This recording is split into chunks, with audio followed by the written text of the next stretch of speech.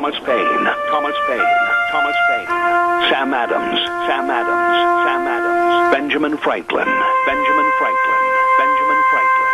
These men spoke up for what they thought was right. From their courage came such documents as the Declaration of Independence and the Constitution of the United States.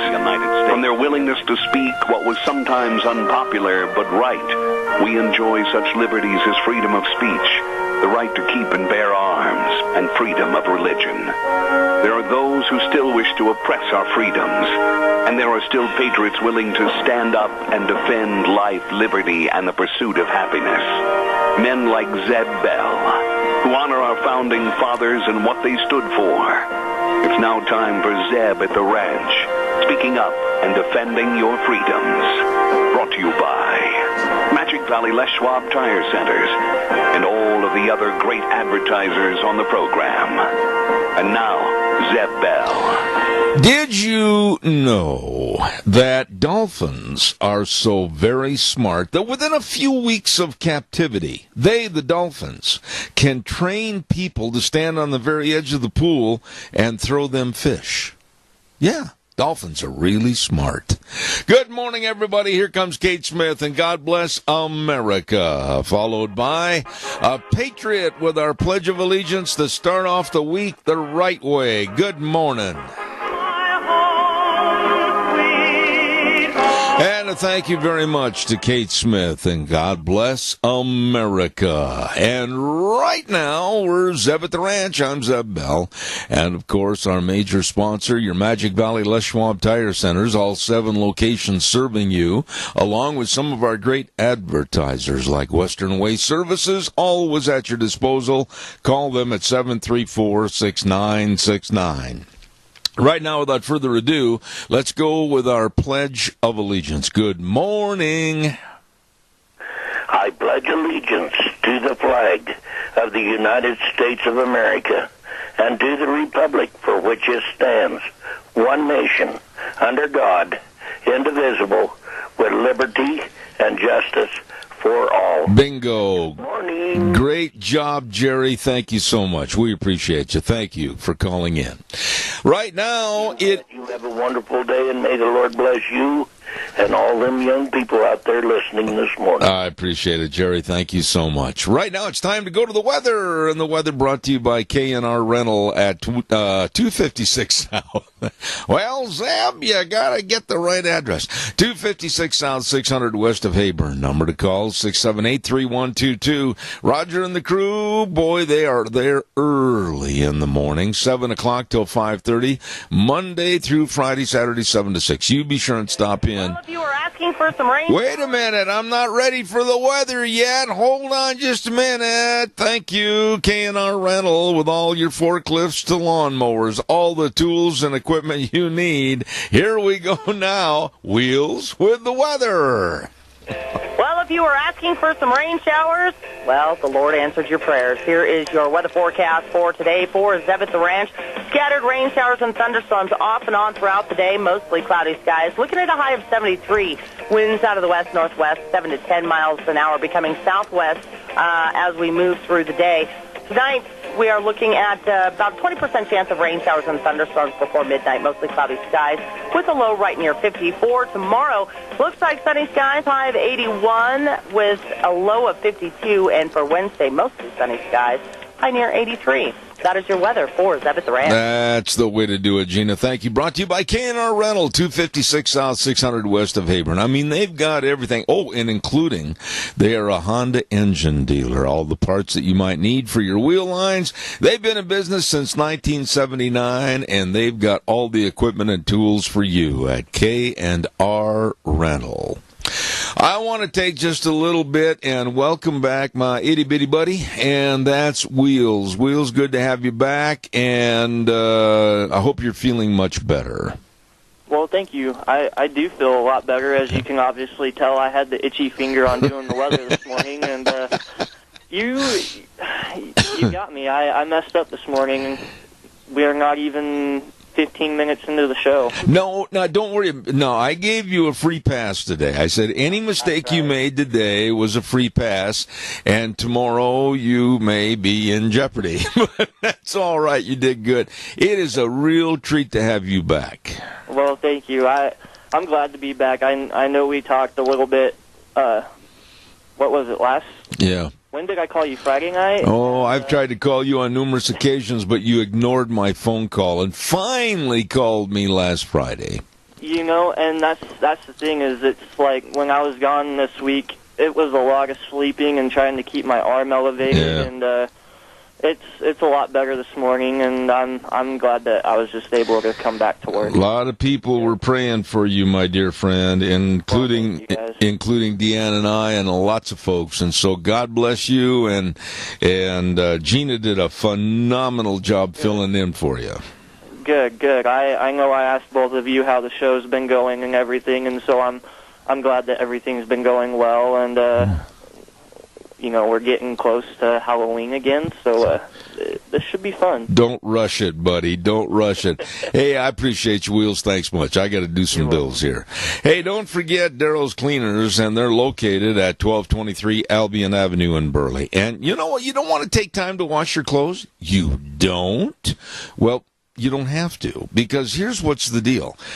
If you don't have time to do your own washing, they will wash, dry, fold, and iron all your clothes, and then you can go in and pick them up, and you're just happy as a clam. I'm telling you, I don't know how happy they are, but anyway, you stop into Daryl's Cleaners, 1223 Albion Avenue in Burley. They really do a great job. And by the way, if you need dry cleaning, that really prolongs the life of your clothing, so stop in and see them today at Daryl's Cleaners, 1223 Albion Avenue in Burley.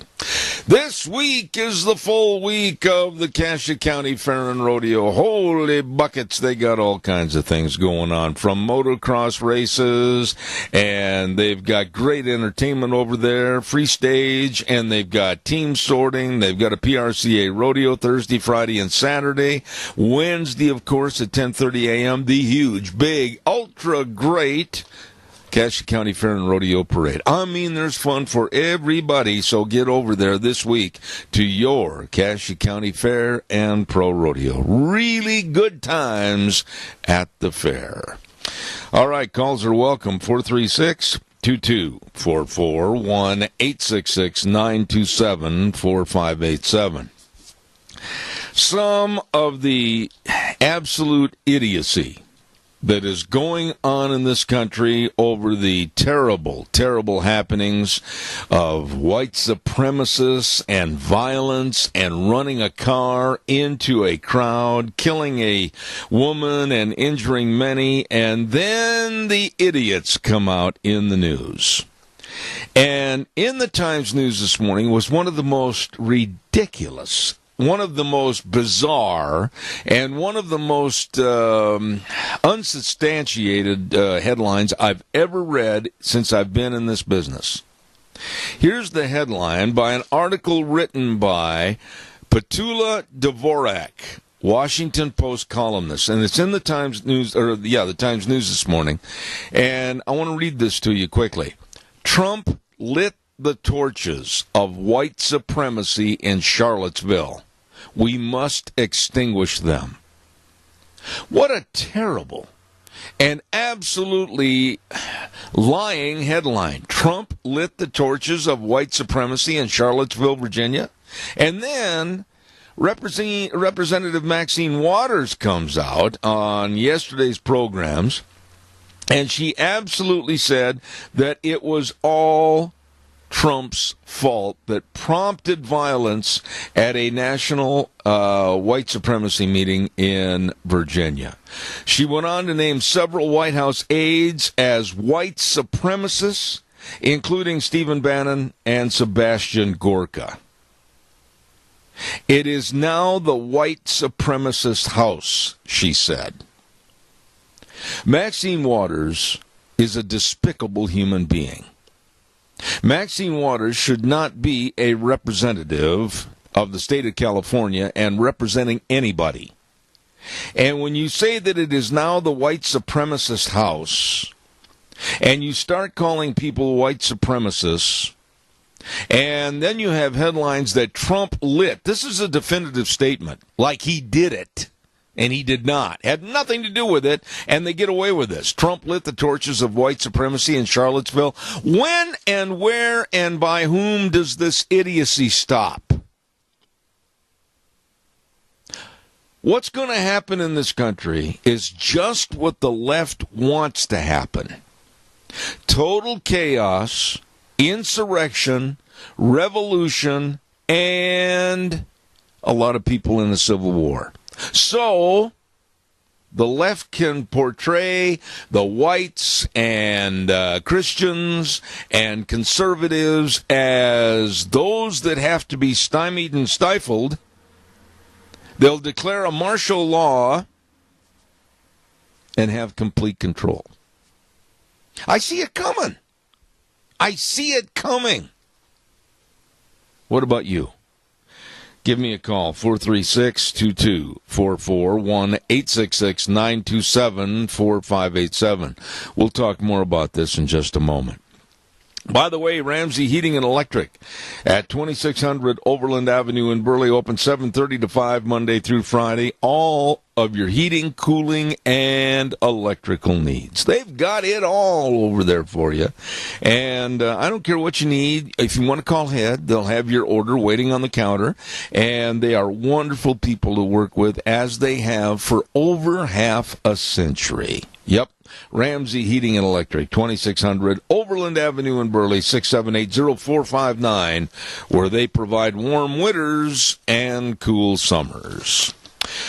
Oh, boy, you know what is coming up next week? That is, of course, Lunch Bunch. Next week on the 24th. 10 days from today at Denny's Restaurant, 611 North Overland and Burley, and also another location, 291 Pole Line Road in Twin Falls. Great, great menu choices, breakfast, lunch, and dinner. I mean, they've got some of the top new burgers that you could ever want right there at Denny's Restaurant. Ooh, and delicious breakfasts like those strawberry cream pancakes. Got to try them. You're going to love them at Denny's Restaurant, 611 North Overland and Burley. Yep, America's Diner and the home of Zeb's Lunch Bunch. Calls are welcome and appreciated. 436-2244, 1-866-927-4587. Now, the Democrats and their motives, they absolutely are aiming at the NRA. And us, if you're an NRA member, as domestic terrorists. Folks, there is such a pattern, like a kind of a walking through a maze. They've got it all lined out as to what they're going to do. The left is going to just base everything on insurrection. The left is going to base everything on chaos. And they're going to start pointing their fingers like they have Christians, church-related activities, conservatives, family values, moral values, now the NRA. Oh, if you're a gun owner, you're a bad person, and we have to watch you because you are probably a domestic terrorist. Let me say something there. I am a gun owner, and I am a member of the NRA. I am not a terrorist, but I will defend to the death my property and my family. And I think today, more so than ever before, that last statement is going to be very prominent. I absolutely am a Christian, proud of my faith, and all of these things have been strung together like popcorn on a string that the liberals absolutely hate. They blame all the world's ills on conservative attitudes and also Christian thinking. And we sit back and we turn the other cheek. We do nothing. Like, for instance, Where's all the callers this morning? Why aren't you upset about what some of these headlines, these ridiculous headlines, and some of these ridiculously dumb people like Maxine Waters, they're writing absolute garbage, instilling hate and violence like Trump lit the torches of white supremacy in Charlottesville. Holy cow. That is absolutely journalistically the furthest thing from the truth. And they get away with it. Call me at 436-2244, 1-866-927-4587. You and I and everybody else should be incensed. I mean, flat out mad as to the lunacy, the complete lunacy that's going on in this country. Calls are welcome, 436-2244, 1-866-927-4587. Once again, let's not forget our friends like Bedke Treasure Barn, 1558 Normal Avenue in Burley.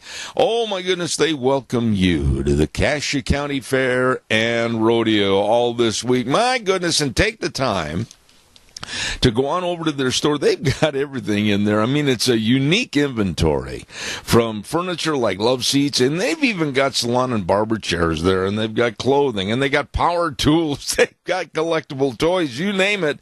It's there at Bedke Treasure Barn in Burley, welcoming you to the Cassia County Fair.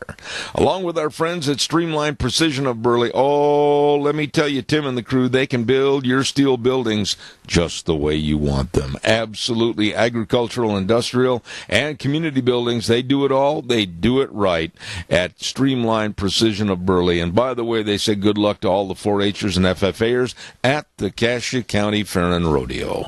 And last but not least, Butte Irrigation at 116 South, 600 West, Highway 27 South in Paul, and a new location of Kimberly Road, north of Red Cap Corner, Butte Irrigation. Yeah, it's true. When it comes to irrigation, the only name you need to know is Butte Irrigation, because their tagline really says it all. They will get you wet. Stop in and see them today at Butte Irrigation. Caller, good morning. You're on the air. Good morning, sir. Yes, sir. Yeah, that Maxine Waters drank too much of their tea, I think. You know, Doug, I'm to the point now, and you may not agree with this, but I'm to the point where it's not even funny, it's not even humorous, it's not even to slough off her remarks, because what's happening behind her and others is a jump on the bandwagon feeling from the liberal left to condemn anybody that is conservative, Republican, or Christian. I'm really afraid as to what's going to happen in this country. I am, too. I really am. I mean, if they can blame the deal in Charlottesville on Donald Trump, then it's about time we start blaming Black Lives Matter, Ferguson, Baltimore, Milwaukee, and all that on Obama. Yeah. There's no question. But it will never happen, Doug. It's never going to happen. We are too far down the gutter with the liberal left in this country. And Maxine Waters, I mean, I go back to this of her calling White House aides white supremacists like Stephen Bannon and Sebastian Gorka. Sebastian Gorka is one of the finest analysts that I've ever listened to about what's going on with various problems in the world. But right away, Maxine Waters, hails him as a white supremacist and then makes the charge that I think everybody in this country should be upset about. It's now the white supremacist house. That's an absolutely insane allegation. Yeah, it is. It really is. And they were the ones that really upset because we didn't like Obama's policies. They said we were racist because we didn't like Obama. They use that race word like a lot of people use and if. They throw it out there. It has no meaning. There's a chicken noodle hollering, the sky's falling. So often, the people are starting to tune them out. And Maxine Waters is losing her base. I've seen a deal that there was a protest in her district where people were calling for her to step down. What we are... I'm almost hesitant to even say this. But, Doug, where we are this morning and where all these allegations and these racist comments from like Maxine Waters and then this Petula Dvorak, Washington Post writer, Trump lit the torches of white supremacy in Charlottesville.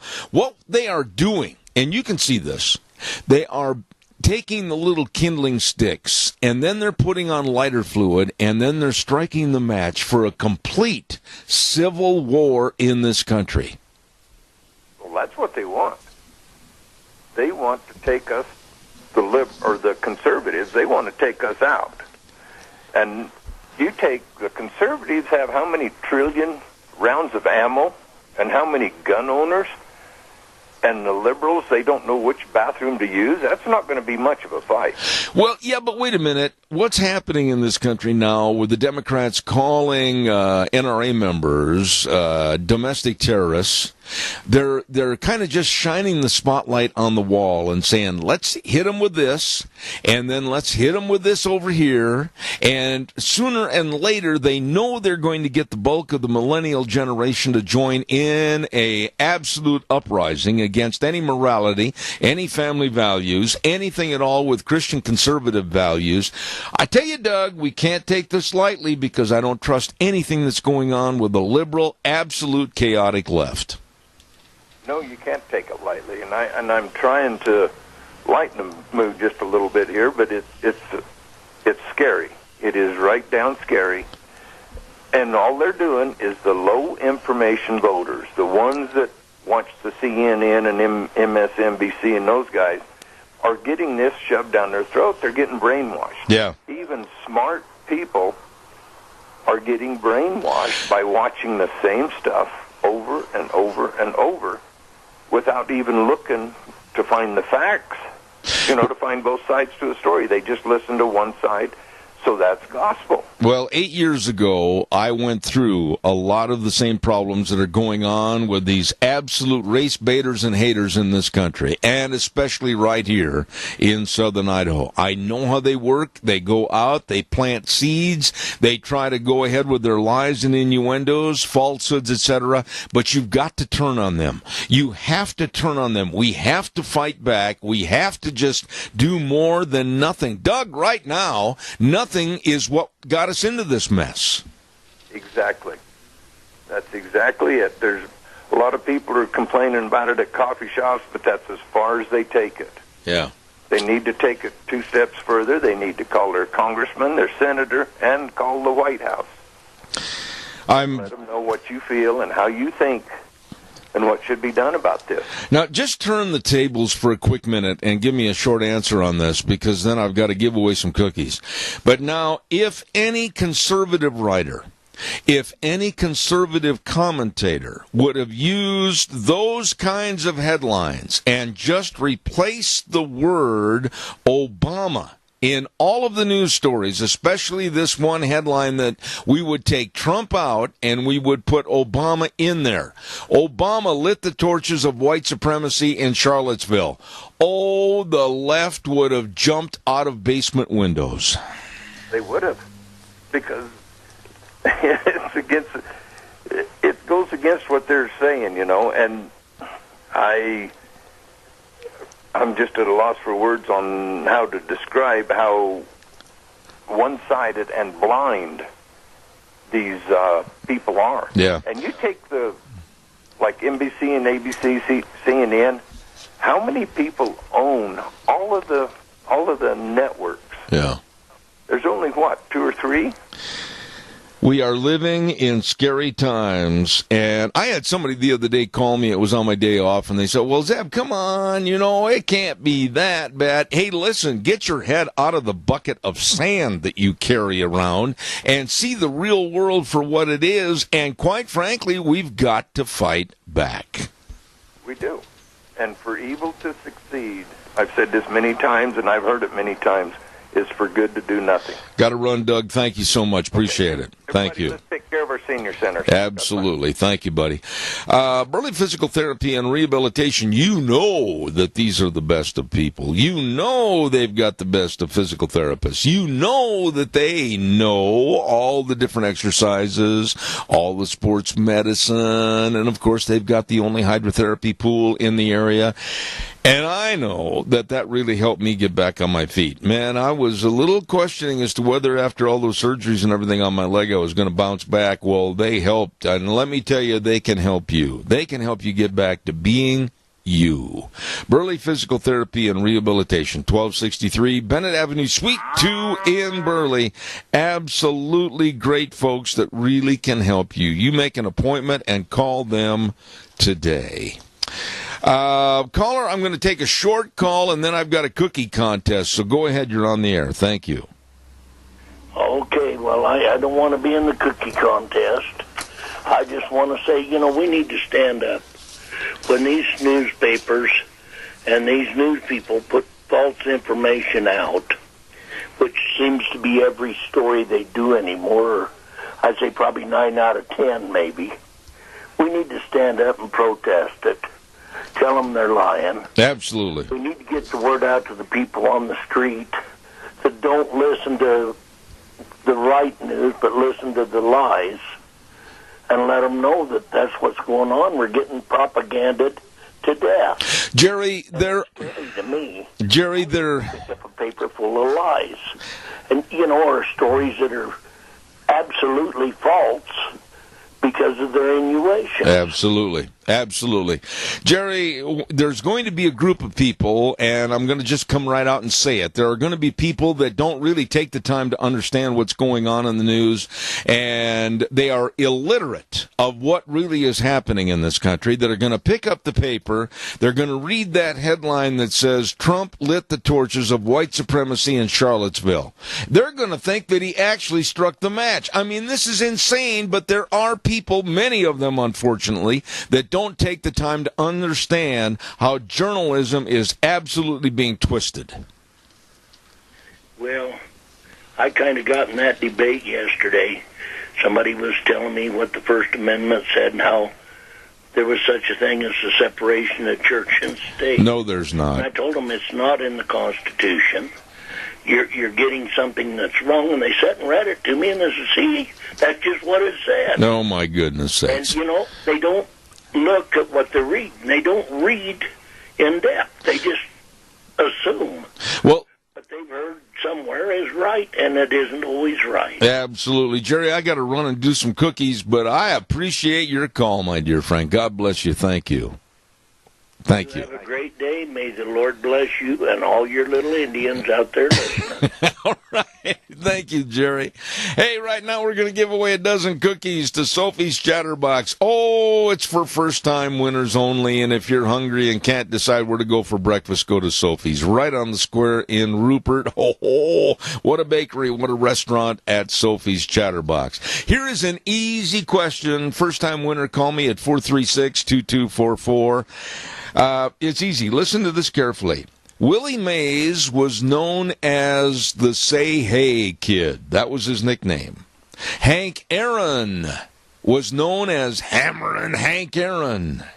What was the nickname for St. Louis slugger Stan Musial? There's an easy one. What was the nickname for St. Louis slugger Stan Musial? Give me a call, 436-2244, 1-866-927-4587.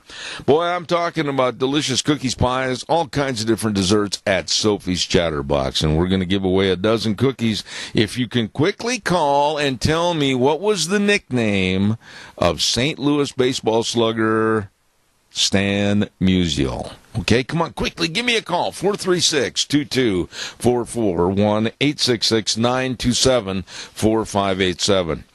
While I'm waiting for you to call that better be coming in, I want to remind you also about our dear friends over at Autumn Haven Assisted Living Center. Come on, quickly call me and win the cookies. And they're at 924 Christian Way in Rupert. Autumn Haven Assisted Living Center. They're the only locally owned and operated assisted living facility in the Mini-Cassia area. And they're always able to provide one-on-one care. They really care about their residents, and they make every effort to make Autumn Haven the best place.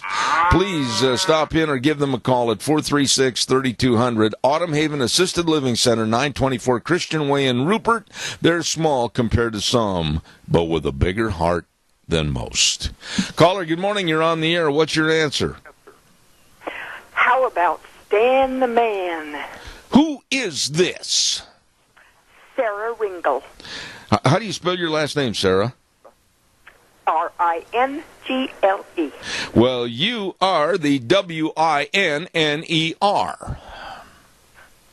Dang it. Thanks so much. You are the... Hey, Sarah, before you hang up... That a Cubs fan would do that for a Cardinals fan. Well, I'll tell you what, I'm glad you won the cookies, and all you have to do is call over there to Sophie's, tell them when you'll be in to pick up your cookies, and congratulations. Thanks so much. All right, Sarah. Thank you so much. Bye. Nice lady right there. Stan the Man Musial. When I was growing up, man, I'm telling you, it was Hammerin' Hank Aaron. It was Say Hey, Willie Mays, and Stan the Man Musial. That were the bywords, the tag phrases for those guys. Calls are welcome, 436-2244, 1-866-927-4587. I saw an author of a new book on television the other day, and I'm going to try to get him on, not this week, I'm all booked up, but next week. His name was Dr. Everett Piper. Now remember that name. And he wrote a book called Not a Daycare. Not a Daycare. And it was so refreshing to sit back and listen to this man, Dr. Everett Piper, because he was just blasting our colleges and universities as being daycares for the students. And he said, come on, school officials, run the college as intended. Squash the revolutionaries and the destroyers and the yellers and the screamers, and make college a place of higher learning like it should be. And don't give them pacifiers. Don't give them little retreats so they can go and kind of cry together. Make college higher learning so that adults, young adults, can leave the colleges of higher learning and become prominent citizens in our society, trying to make something of themselves instead of crybaby wannabes standing on the corner with a tin cup. Feed me, feed me, feed me. It was so good to hear him. Dr. Everett Piper, Not a Daycare. And like I said, I'm going to try to get him on the program. Caller, good morning. You're on the air. Yes, good morning, Zeb. Hello, Tony. I guess Maxine will have something else to complain about. Trump wanted to send troops down into Venezuela to quell the rioting and stuff that's going on there. And people don't realize what will happen if these riotings don't stop. We will have more and more of these people pouring in from Venezuela and South America across our border, and we cannot take any more of that. And that's why Trump wants to send help. Tony, what you are seeing and reading about and watching in Venezuela, I'm going to make a prediction, and those out in the audience that don't like this, they're going to come after me for it. That's okay. But what we're seeing in Venezuela is a prototypical problem as to what is going to happen here in this country, led by the filthy, slovenly left that wants to see chaos in our country. Well, many of these people that are coming in here are terrorists. They'll disappear into this country, right into those training camps we've got around here. Yep. Yeah, we're going to have many problems. And they'd like to see the NRA done away with. This way, we won't have our guns to protect ourselves, and it'll be that much easier for us to be taken over. Well, everything you've said on this program with your viewpoints, I absolutely agree with. I think that we're looking at a movement right now that a lot of people, unfortunately, are going to push off and say, oh, it'll never happen here. Oh, they'll never take apart the Second Amendment. I'm concerned like you are. I am very concerned that when they start calling people that are NRA members and those that are gun owners that have never done a thing wrong in their life, not even ran a red light, and they start calling them domestic terrorists, we've got trouble in River City, Tony. Well, it happened in Germany, and it happened in New York City, and a whole other places that are disarmed. Absolutely. And, you know, I always appreciate your viewpoints because I'll tell you something. A man of your age and prestige and knowing what's gone on in the past that now seems to be coming back to repeat and haunt us, you know, and I appreciate that. Well, what's going on in our cities now, up to a point I've already experienced over 50 years ago in this place I came from. Yes, sir. Tony, I respect you, and I thank you for being a listener. Thank you so much. You're welcome. All right, my dear friend. Man alive, calling NRA members terrorists, domestic terrorists, and then putting people like Dana Lash. And she's an excellent TV host and very conservative and outspoken. I like the lady. I think she does a great job. Calling her a domestic terrorist and putting her on a domestic terrorist watch list? Wow. As of Friday, and she was interviewed, she said, what am I going to do? Am I going to be arrested for being a member of the NRA? Am I going to be arrested and put in a camp someplace because I speak out on conservative values? And protecting my family and my property and everything else? Am I going to be arrested as a domestic terrorist? Wow. This is really something. And then you read completely idiotic headlines. And again, I slam the Times News for carrying something so absolutely ridiculously false. People are going to read that headline this morning on the op-ed page. And those that are ill-informed, not informed, or don't give a rip are going to go along with it. Trump lit the torches of white supremacy in Charlottesville. That is inexcusable. That is very poor journalism, even to forthright that story in the paper. That is stupid. Calls welcome, 436-2244, 1-866-927-4587. Everything is Trump and this administration's fault. You can't find one thing in the news, oh, they're at fault. I want to talk to you about Rosie O'Donnell. This woman, this extremely overweight, underknowledged woman, Rosie O'Donnell, did something last week that is so repulsive. So repulsive. Rosie O'Donnell came out and said, oh, Kim Jong-un, don't listen to our moron President Donald Trump, and goes on and on and on to run down. Why don't you go live in North Korea then, Rosie? Please take leave of your citizenship from this country. Adios, fat girl. This woman has just been repulsive in her career. And that's another thing. Why would anybody want to support her and her career, her filth, her vile? And then coming out and saying to an enemy that wants to blow us to smithereens, oh, don't pay any attention to that moron Donald Trump. How despicable. Hey, come on, call me at 436-2244, 1-866-927-4587. I would like to thank the lovely Dr. Christine Pickup, and I think she's going to be on the air with us later on this week. And boy, I'm telling you, she knows all about hearing, and she knows all about loss of hearing. And she has, of course, the hearing screenings, and I urge you to get one. It really helped me, and they're right across from the Minidoka Hospital Emergency Room, Mount Harrison Audiology and Hearing Aids. The number to call, 312-0957. That number again, 312-0957 for the best. They are committed to serving each patient and help you with your hearing needs. Mount Harrison Audiology. Right now, here's the weather. Well, if you were asking for some rain showers, well, the Lord answered your prayers. Here is your weather forecast for today for Zebeth Ranch. Scattered rain showers and thunderstorms off and on throughout the day, mostly cloudy skies. Looking at a high of 73. Winds out of the west-northwest, 7 to 10 miles an hour, becoming southwest as we move through the day.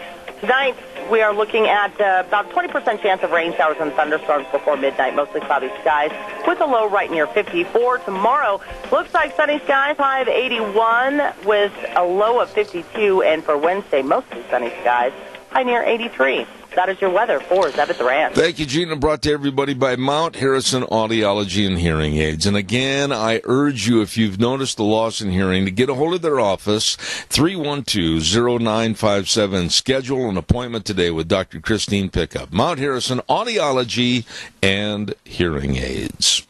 Calls are welcome, 436-2244, 1-866-927-4587. I'm just going to say these two words: fire them, unemploy them. And I'll talk about who those people are in just a moment.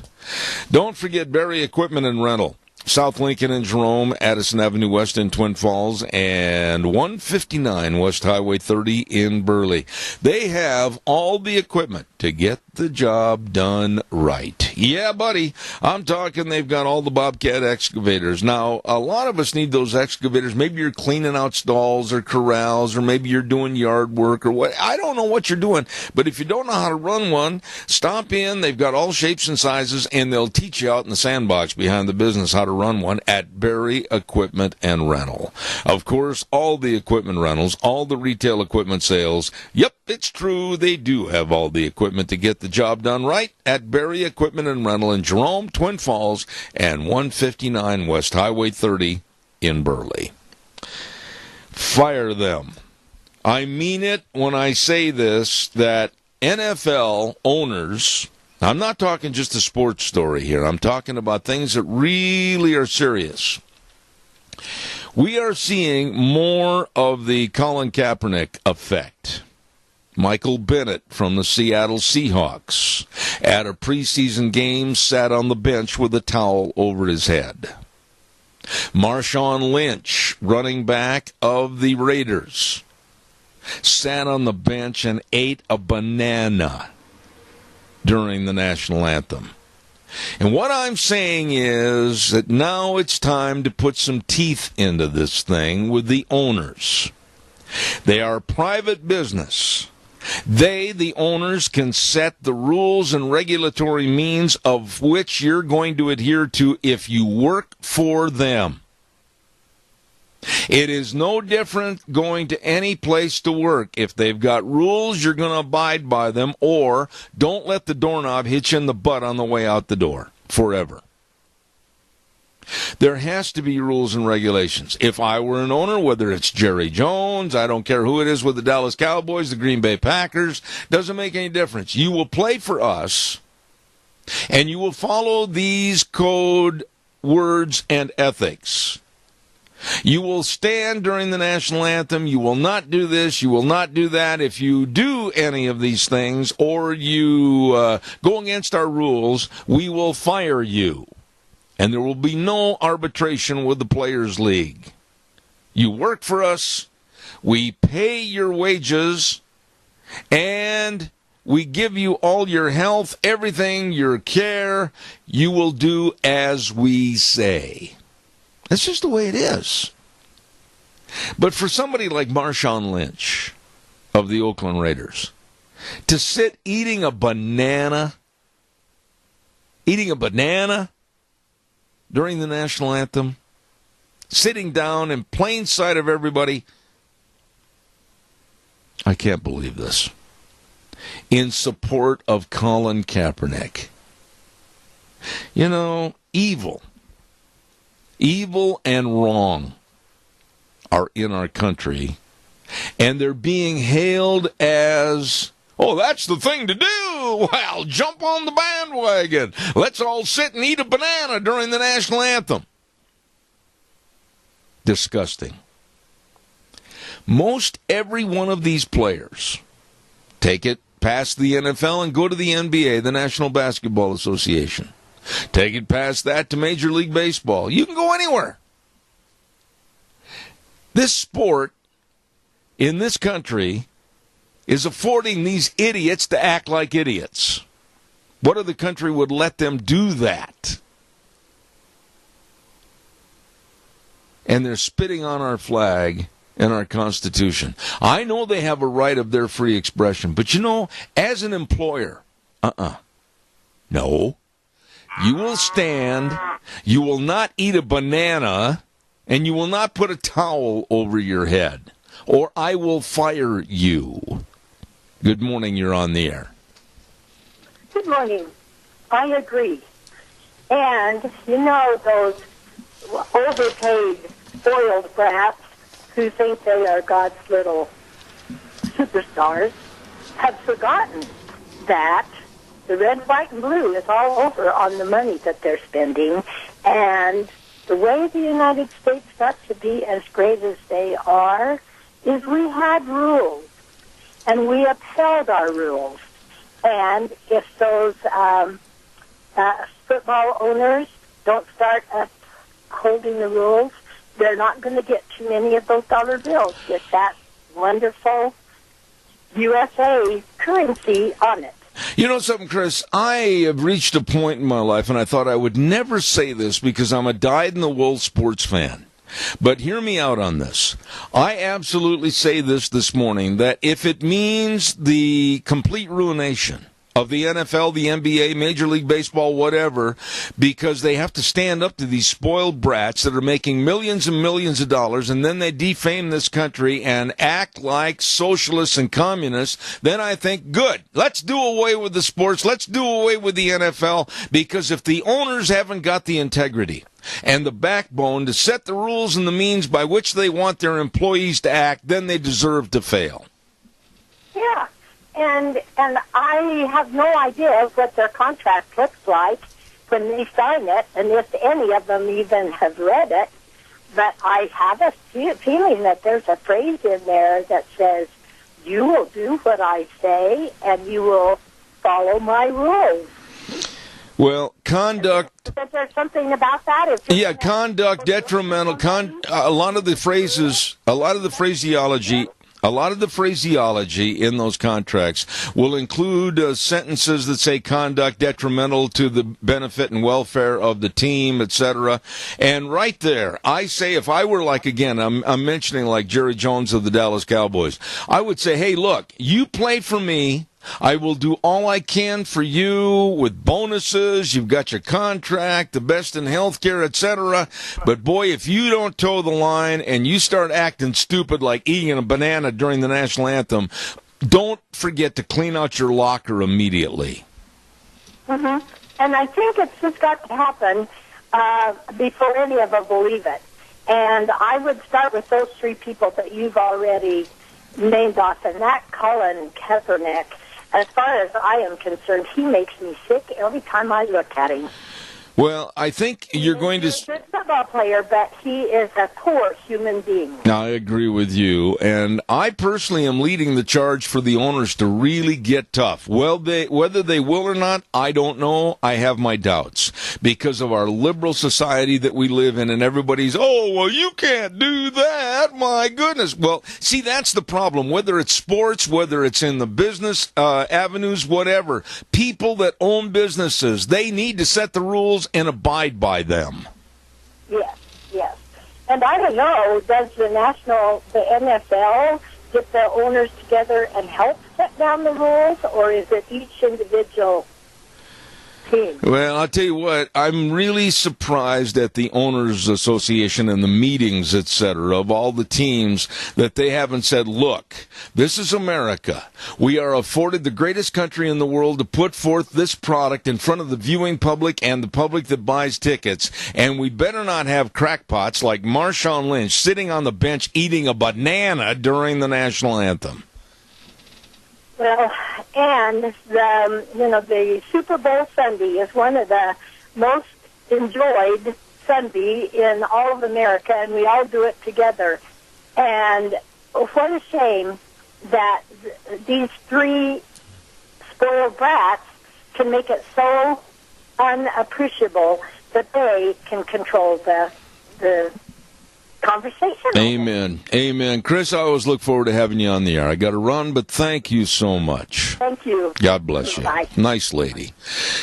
I tell you what, I know there's those in the audience that go, oh, wow, they're just voicing their First Amendment. Yeah, well, as an owner, I'm voicing mine if I were one, and I'd say, don't worry about opening the door. We'll open it for you because you're cleaning out your locker and your history. Can you imagine how slovenly? Marshawn Lynch, I've never liked the guy anyway, eating a banana during the national anthem. Come on.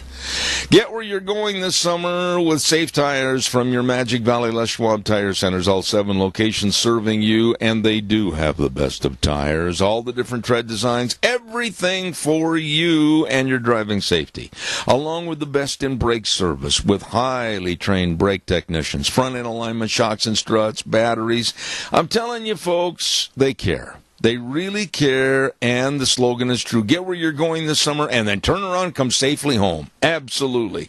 You stop in and see Lane and Rupert, Dave on Blue Lakes and Twin, Mike and Buell, Mike and Jerome, the Twist family and Paul, Daniel on Pole Line in Twin Falls, and Randy on Overland in Burley. They are the best. Your Magic Valley Les Schwab Tire Center. Stop in and see them today. Got to run to the news. Good to have Wheels back. God bless you, young man. And we'll be back in about 7 minutes. Take it away.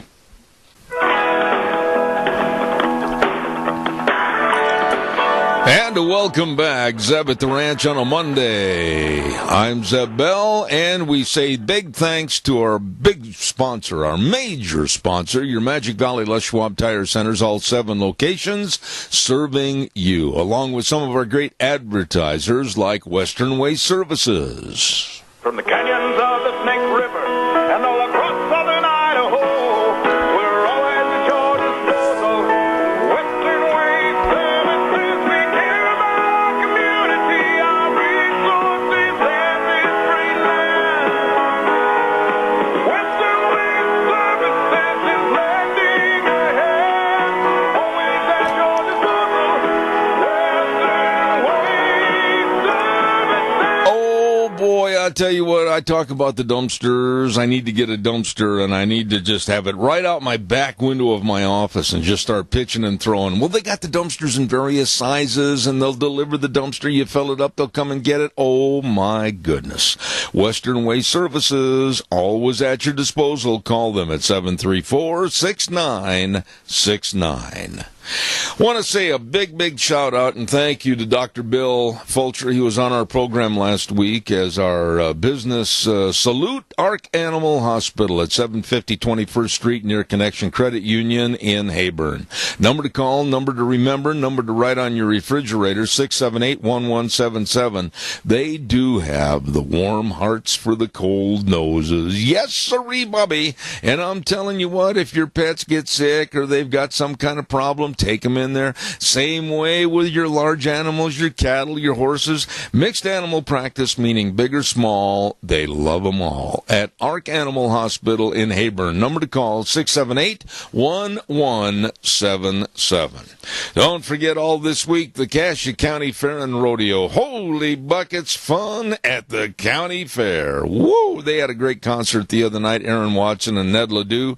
Now it's Fair Week, and I'm telling you what, they've got moto rodeo tonight, and of course they've got great entertainment every day on the free stage. Don't forget Wednesday, 10:30 a.m., the huge Cassia County Fair and Rodeo Parade. All of this and so much more all this week at the Cassia County Fair and Rodeo. Right now, we're going to go to the phone line, and I have not had this gentleman on the program in the past, and I'm looking forward to visiting with him because I like his attitude. Buy American. I love those words. Jeff Ferry, good morning, sir. How are you? Good morning, Zeb. I'm very well. Thanks for having me on your show. Well, it's a treat, and tell us a little bit about Jeff Ferry, who you are, what you represent, what you've done, all that kind of stuff. Sure. I am the research director for the Coalition for a Prosperous America, and I'm an economist, and I've worked in the technology industry in the past. And what we do at the Coalition is we are a group of manufacturers, labor unions, and farm groups, and we are united for one cause, and that is to improve the trade situation of the United States of America as a way to rebuild our manufacturing industry. Amen. And that's what we do. Amen. You know, Jeff, you're talking to a man in the choir here this morning that's absolutely on your side. I think that all the goods and services that can be made in America should be made in America.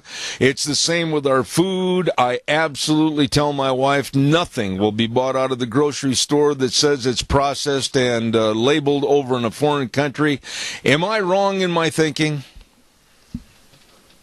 No, I think you're absolutely right. I think that in today's age of globalization, what we've learned is that the countries that do best economically are those that build up their domestic industry and not only serve their own consumers but export around the world. And for the last 40 years, the United States has neglected to do that, and that has led to stagnation of incomes and decline of manufacturing industry in a terrible way right across the country. And we think that that problem needs to be addressed and solved. So I agree with you. Jeff, where did this start? Now, you mentioned about 40 years, but really, can you pinpoint a turning point? Can you pinpoint who was the cause of it to make the problem exacerbated by going overseas and the processing of our clothing, manufacturing goods? Where did this all start?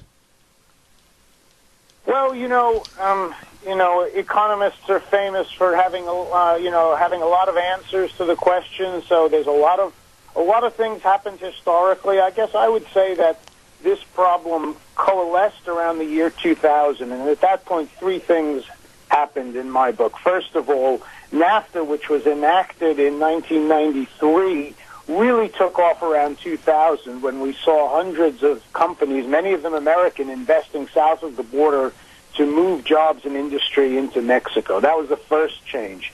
The second change around the year 2000 was that China joined the World Trade Organization, and with that single step, the rest of the world opened up their doors to Chinese imports. And the Chinese have, as you know, carried out a policy of exporting and trying to become the world, the workshop of the world, and undercutting and manufacturing and producing and exporting to everybody else. And the third thing, which is less close but related, was that in 1999 the European Union settled on the Eurozone and they adopted a single currency, which was a significant step for our European partners by bringing in low-wage Eastern European countries. They put downward pressure on wages in Western Europe and really legitimized the whole globalization movement. And what that means, globalization, I mean, we're all in favor of the opportunity to send our kids to go study art history in Florence. That's a wonderful thing, and foreign kids should come here and study. I mean, there are many elements of globalization I'm completely in favor of. But economically, we have to recognize that if we pay workers $20 to $30 to $40 an hour in the United States, and we form an economic union with countries that are paying $1, $2, or $3 an hour, we get pressure to converge towards a middle. And that's the downward pressure on incomes in America since the year 2000. And that's something that we really need to take some economic and political action to counteract, or else we just become poorer as a country. Jeff, there are those, and I don't have to tell you because you're much more knowledgeable about this than I am, but there are those in this country, many on the left, many are Democrats, that absolutely do not want to see a Buy American campaign. Oh, they think we've got to have a no-borders world where everybody can trade this, that, and the other and go and come as they please. What about the opposition to this Buy American plan?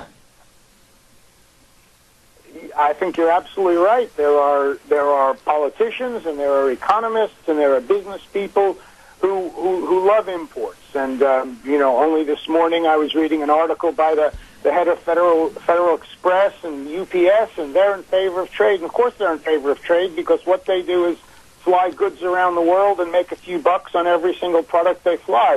But business people have an interest and politicians have an interest in advocating free trade, and many politicians want to help out the third world and help out the poorest countries in the world. And I'm not against helping the poorest countries in the world, but we elect politicians and send them to Washington to help the American people, and the American people are actually struggling. I mean, we've had income stagnating in this country since the year 2000, and that's really unprecedented. To go 16 years without an increase in median family income is unprecedented since the Great Depression. So, and for many people, when I say income stagnate, many people, that means incomes have declined. People who are in our automotive industry and for many farmers, incomes have declined in recent years. So something needs to be done about that. So what I say when I meet the sort of people you're talking about who say free trade is wonderful, we want to have a borderless world, I say, no, you don't understand. I mean, we can't expect the United Nations to solve our problems. They've had a half a century to prove they can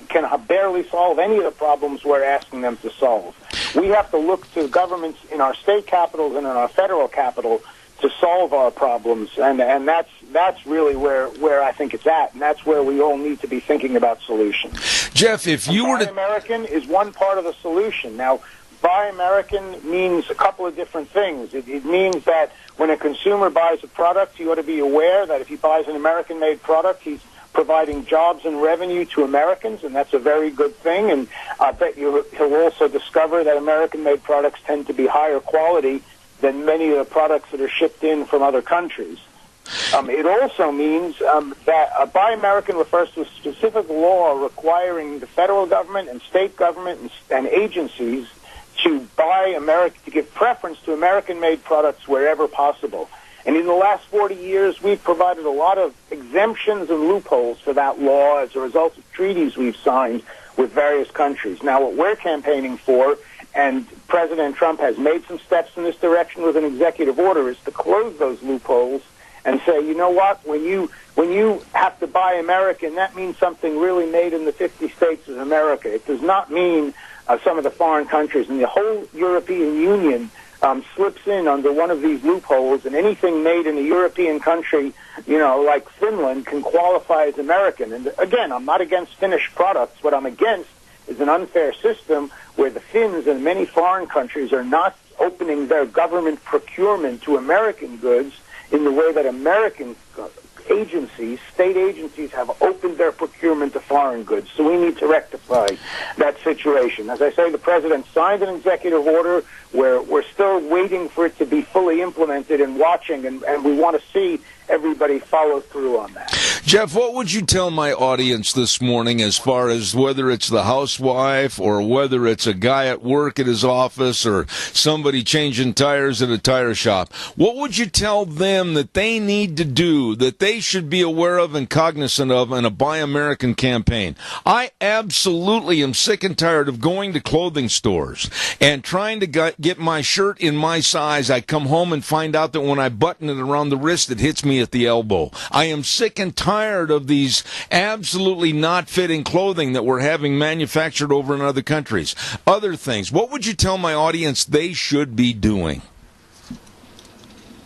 That's a good question, because there are certain goods that I buy American, and I think everybody should look at where things are made and buy American wherever possible, because, as I say, that is providing strength to the U.S. economy.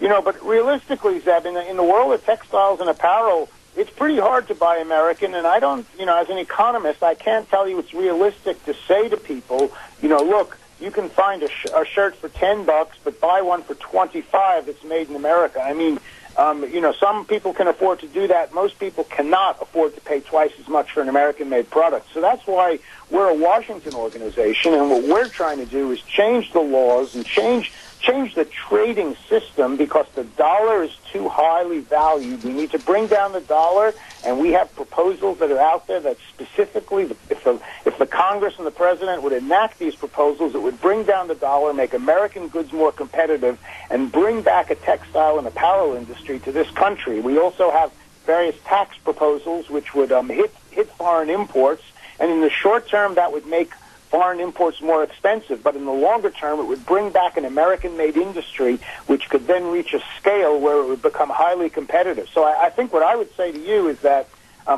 voters need to look at what candidates are proposing and say, that the most serious problem facing this country is the decline of our manufacturing industry. And politicians, and there are politicians in both parties who understand this problem, and then there are other politicians who don't understand the problem and who, as you suggested, they believe in free trade, and they talk about helping out the folks in the poorest countries in the world, and they distract us from our own problems. And really, we need to strengthen the politicians in both parties, get them focused on the state of the economy and the fact that the average working American is struggling to make ends meet.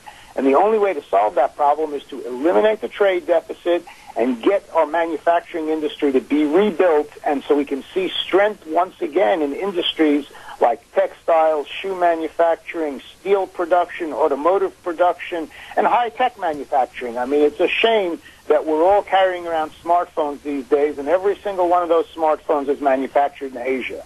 And I got to tell you, I'm very cheered up by the fact that one of those large manufacturing companies, Foxconn, is now going to open a plant in Wisconsin to manufacture display screens, possibly for televisions, possibly for smartphones. We're talking about as many as, I think, 12,000 jobs from that one facility in Wisconsin.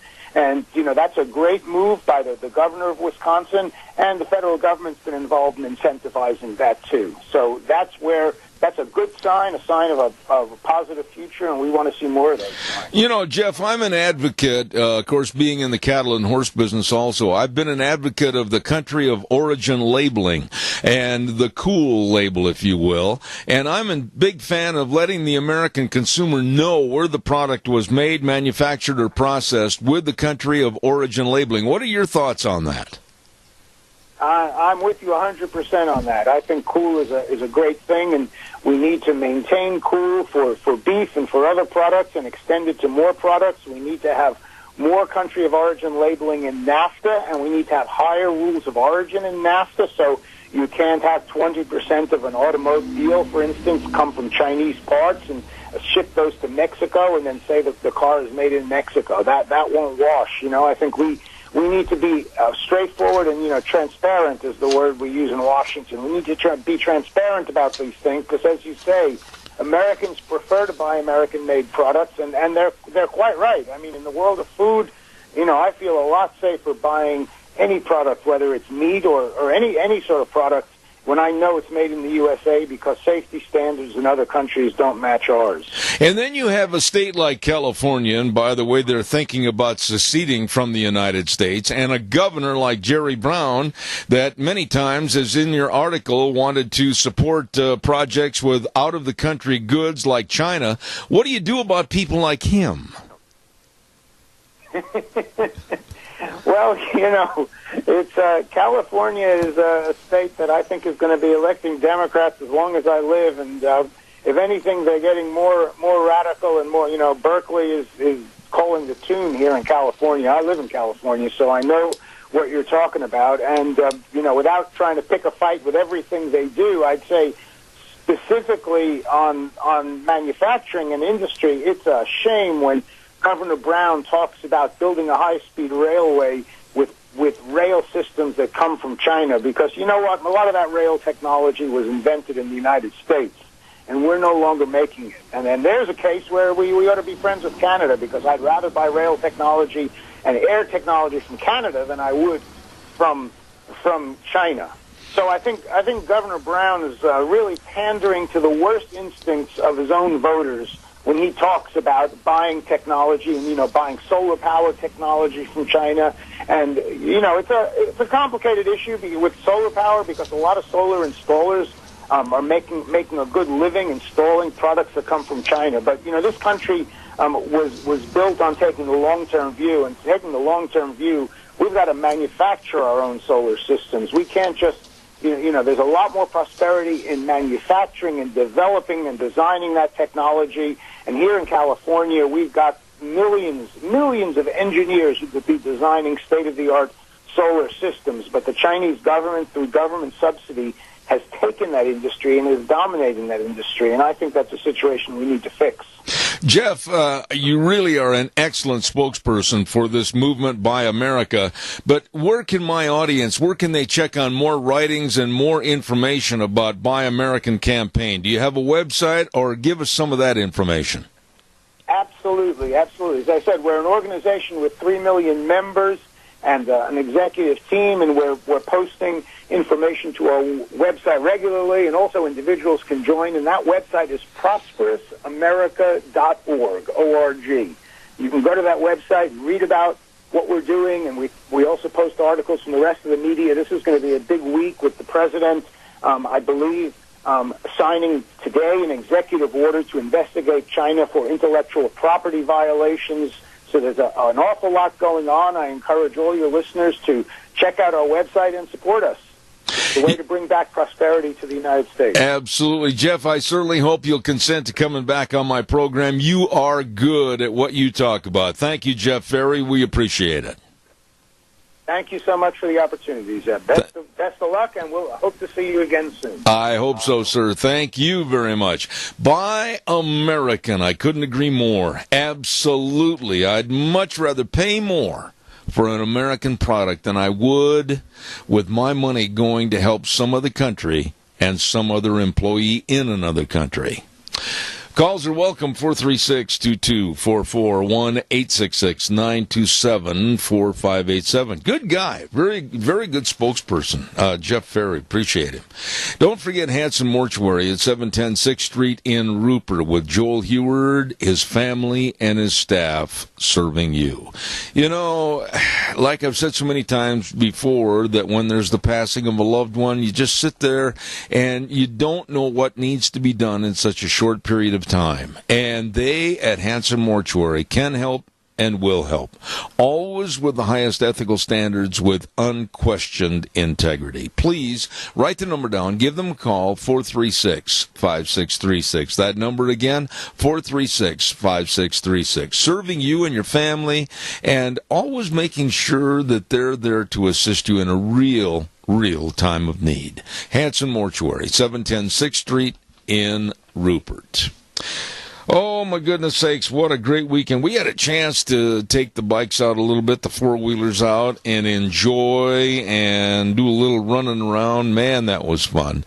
And, again, I thank Nick over at Let's Ride. He's the one, 5-6 years ago that talked me into this, and I am never, ever been sorry. Believe me, and Deanna loves it. Let me tell you. We get on those four-wheelers and enjoy. Well, you can, too. All you need to do is stop into Let's Ride at 270 Highway 24 between Rupert and the World over at Let's Ride. Open Monday through Friday 9 to 6, Saturdays 9 to 4. All the four-wheelers, all the side-by-sides. Get ready for going hunting this fall. And don't forget they've got all the accessories and a super service department, too. You get on over there. Let's Ride. You'll love it. 270 Highway 24 between Rupert and the World, where the fun is sold. Nice people. There are some insurance professionals I want to talk to you about right now. And they are Cameron and Siemens Insurance, Highway 24 over in Rupert. Wow. Life insurance, health insurance, retirement planning, employee benefits. And they're so dedicated and responsive to your needs. Don't put it off. The only thing that you have to do is just call and make an appointment. They can do the rest, literally. And the number to call, 436-4424. 436-4424. Cameron and Siemens Insurance, Highway 24 in Rupert. Don't you dare forget to do it. Good people, Cameron and Siemens Insurance.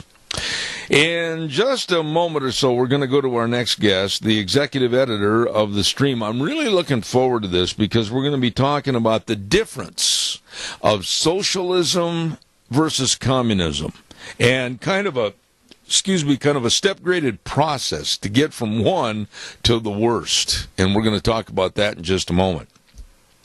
Want to remind you, too, about Autumn Haven Assisted Living Center. Yes, they've been on our program for a long, long time, and I appreciate everything they do. Locally owned and operated assisted living facility in the Mini-Cassia area, and they provide more one-on-one care to their residents. Now, maybe you've got somebody in your family that needs that little extra care, and Autumn Haven Assisted Living Center would be the prime place at 924 Christian Way in Rupert. The number to call and find out more, 436-3200. That number again, 436-3200. Now, they make every effort to make Autumn Haven the best place. So please give them a call, 436-3200. They're small compared to some, but with a bigger heart than most.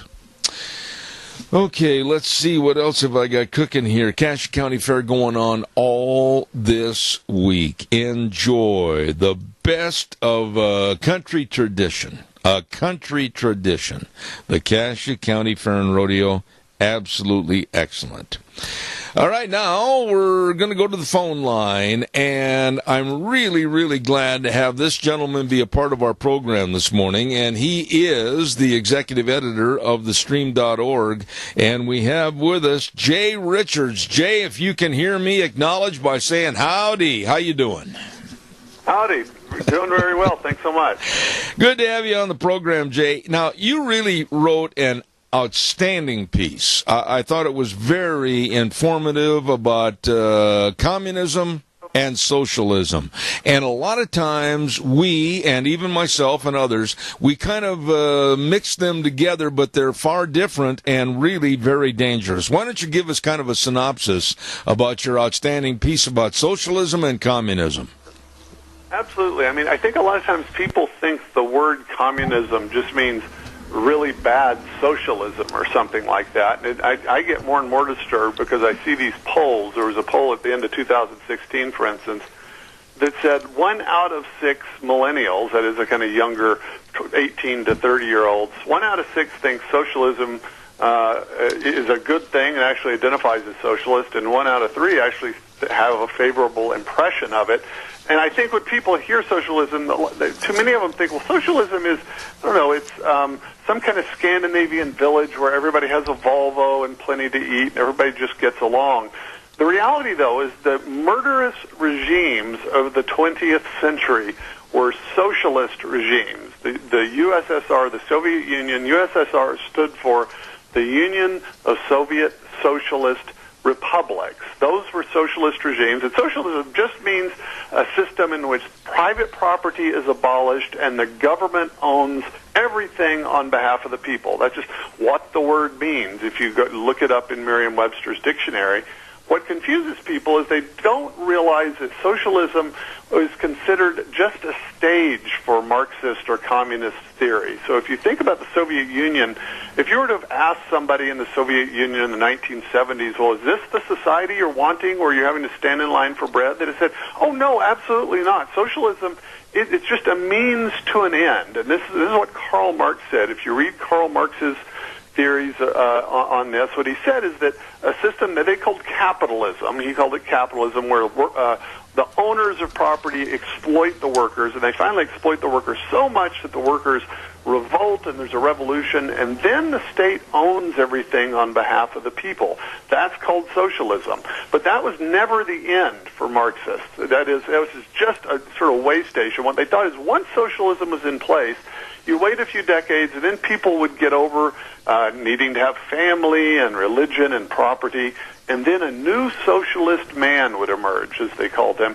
And at that point, then the state would actually wither away. There'd no longer be any government, and then people would live in this communist utopia. So for communism, people that were communist, their goal wasn't socialism. Their goal was actually this utopia in the future where there actually was going to be no government. They were just willing to actually suffer under the awful regime of socialism because they thought in their fantasy theory that it was a means to a greater end. And so it's just silly for us to imagine that, well, there's this there's this nicer thing called socialism and this bad thing called communism. No, there never has been a communist regime. That's never happened. What happened in the 20th century in the Soviet Union, in communist China and elsewhere, that was socialism, and it killed upwards of 100 million people. You know, Jay, I think we're approaching a major problem in this country with the millennial generation, and I'm very blunt on this program. I call it what it is. The millennial generation being led by the nose by educators that are leading them and teaching them into socialism. And if this problem isn't stopped right now, we're going to see a complete transition here in the United States. Do you agree or disagree? I totally agree. And I mean, honestly, what provoked this piece of a couple of weeks ago is that the New York Times is doing this series called Red Century. So we're in 2017, the Bolshevik Revolution in Russia, that started in 1917. So this is essentially the 100th anniversary of this event. And if you look at the Red Century pieces, a couple of them admit, okay, yeah, there were some atrocities, but it's mostly a nostalgic series where they talk about, some of the things that, are actually better than you realize. In fact, on Sunday, the most recent installment of this series of the New York Times says that in East Germany, okay, well, yeah, there may have been a police state, but sex was much better there than it was in other places. I mean, you can't make this stuff up. You think this has got to be the Onion. This is the stuff that kids are getting fed in their minds. And here, I live in the Northern Virginia, D.C. area. A couple of days ago, everybody's talking about the riots in Charlottesville. If you look at those riots in Charlottesville, you had some people carrying Nazi flags and some people carrying flags of the former Soviet Union. Okay, these were both socialist experiments. Nazism is National Socialism. And my fear is that what Americans are mostly been safe from. We've never had these radical, extreme political ideologies that are fighting in the streets. That's what happened in a lot of places in Europe.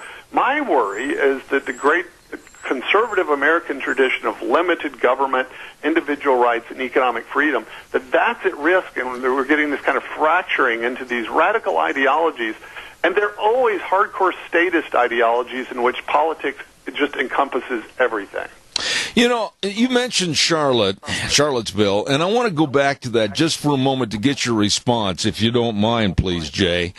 In our local rag this morning, and I call it that with great disdain because I don't like our newspaper, they on the op-ed page had an article that was written by a Petula Dvorak of the Washington Post, and here in bold letters, with inexcusable poor journalism, actually a lie, the headline said, Trump lit the torches of white supremacy in Charlottesville. And I said earlier on my program this morning, Jay, that the uneducated, the misinformed, or the not informed are going to pick up that paper, and they're honestly going to believe to some degree that Trump actually lit the torches of white supremacy. This is inexcusably poor journalism. What are your thoughts? Yeah, it's totally crazy. I mean, first of all, the reason we're hearing about this group of wingnuts, this small group of 150 men, these white nationalists, nobody would have ever heard about these guys if it hadn't been for the media prior to the election talking about them, because they wanted to try to tar Donald Trump and anybody that voted for him with these fringe characters. It's absolutely outrageous. Nobody would ever have heard of Richard Spencer and the white nationalists if it hadn't been for the New York Times and the Washington Post. And you can guarantee they're going to keep talking about this. What we need to do is starve them of oxygen. They feed off of this sort of trolling activity. And if you actually looked at the footage of Charlottesville, what you had is radicals on both sides. You had the Antifa people on one side provoking the white nationalists. Both of them had military-style gear on. The police had been told to stand down until after a riot started. And then you get a tragedy where one of these guys actually runs over some people.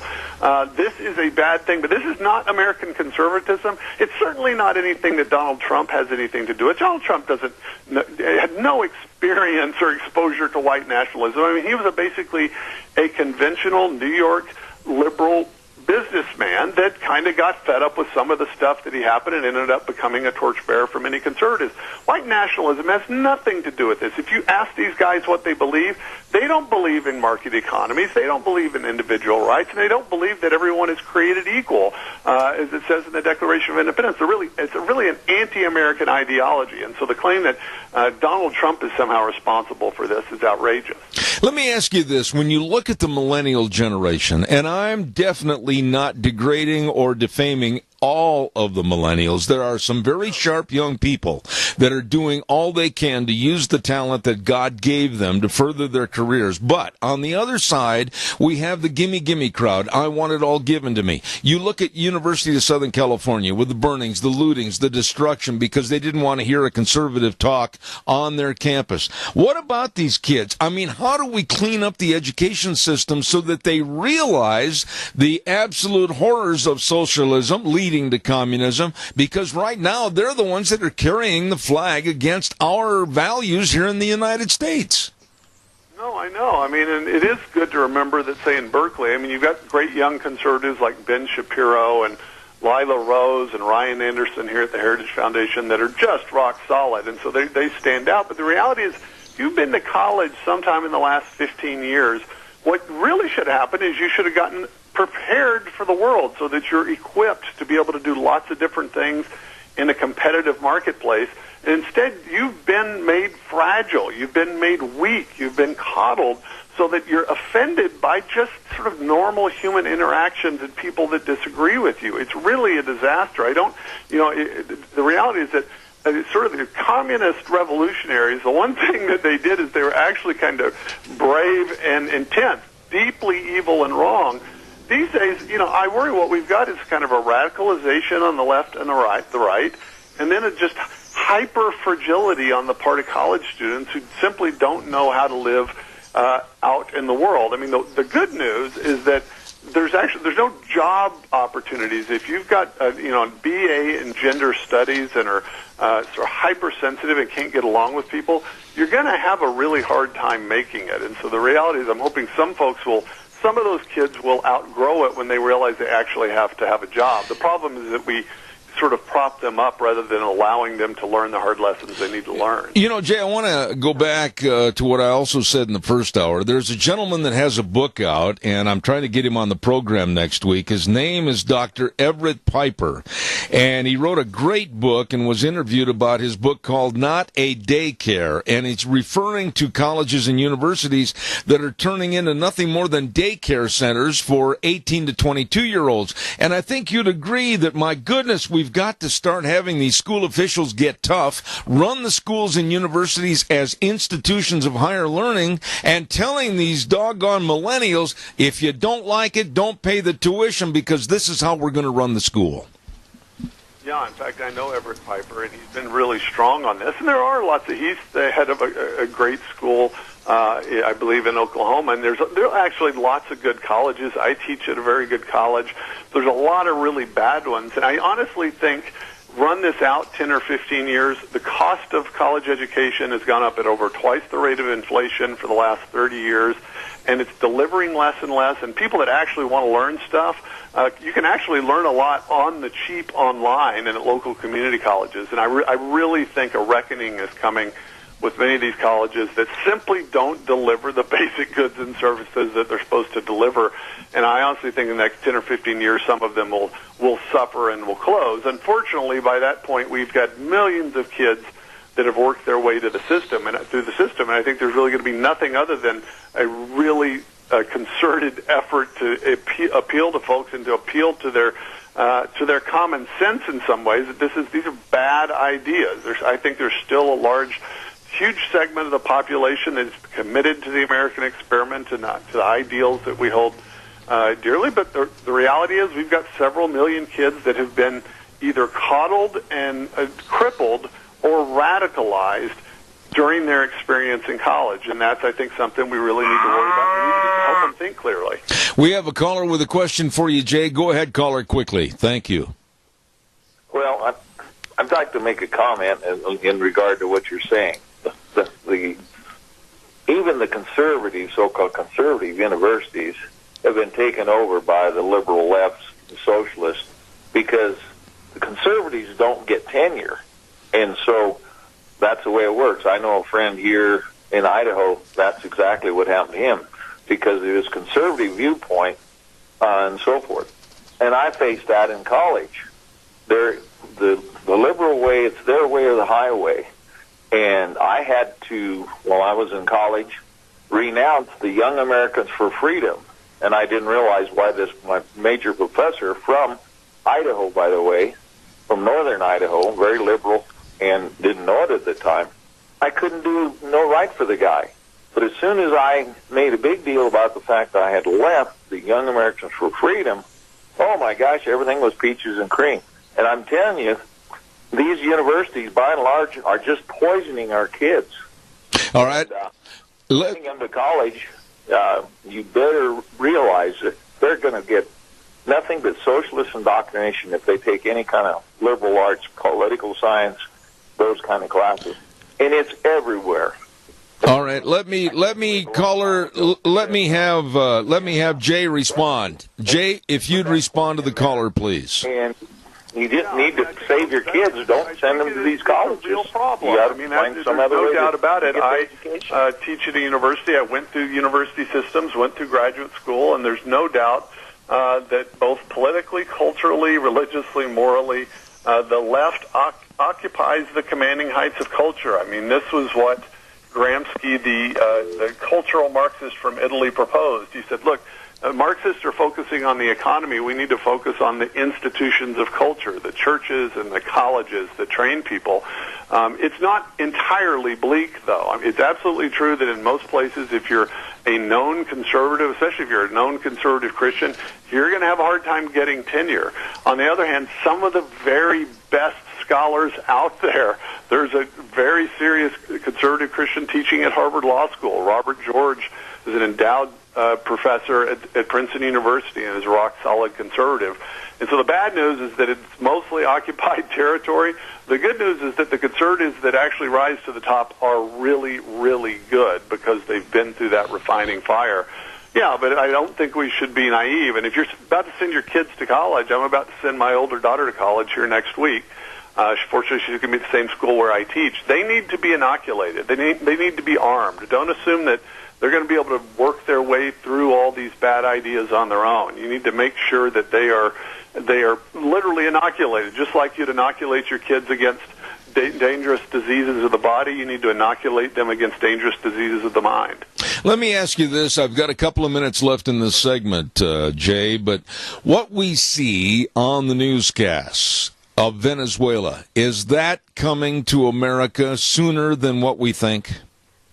I think that Venezuela is a perfect example because this is a real-time experiment in socialism, hard socialism. I think in the United States, though, that's never been a part of our tradition. That's been a long tradition in South America. I think the greater danger in the U.S. is not something that's the kind of overt socialism where the government owns everything, but rather what I'll call a kind of crony socialism where the administrative state controls the private sector. So you still have private companies, but the administrative state is so powerful and so in your business that practically everything you do, either in your private life or in your business, is dictated by some kind of regulation from the government. That's actually the thing that, given what's happening now, I think that's the thing we need to be more on the lookout for now, a creeping kind of socialism where the government doesn't literally abolish private property, but just controls everything behind the scenes. That's the thing I'm really worried about. Let me, if I may, read one sentence out of the piece that you had written that absolutely hit me between the eyes. It was so well said. Quote, "Socialism doesn't lead to a higher plane of existence or a stateless utopia. It leads to a bottomless pit of immorality, poverty, and death." Jay, that was very well written, and I wish people could understand that is what's going to happen. That is, and I think that's the reality. 20th century test tried this experiment, and it failed. We don't need to try it again. Jay, I certainly hope that you'll come back and be on our program again in the future. Jay Richards, Executive Director of The Stream, thank you so much for being on the program, and I'll give you a call in the next couple of weeks. Thank you so much. My pleasure. Thank you. Excellent article written by the executive director editor, I should say, of the stream.org, Jay Richardson. Thank him for being on the program this morning. And really, really discerns the difference between socialism and communism and the dangers.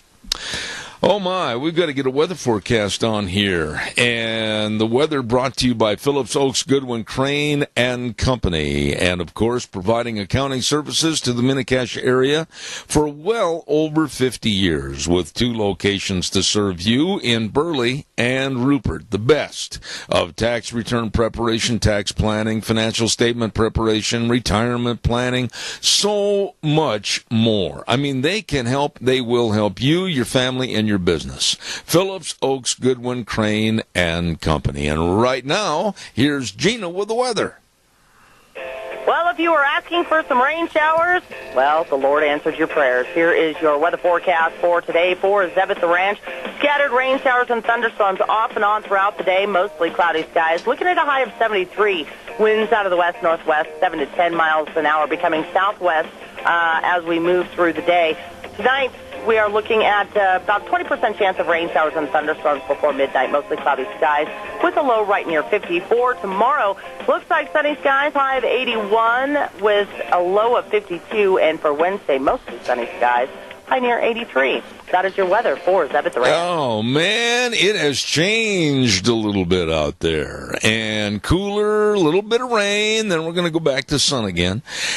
We thank very much our weather sponsor for this hour, Phillips Oaks Goodwin Crane and Company. Wonderful, wonderful people, 2 locations in Burley and in Rupert. And they can and will help you, your business, and your family. The best of CPA, advice, and counseling. Phillips Oaks Goodwin Crane and Company.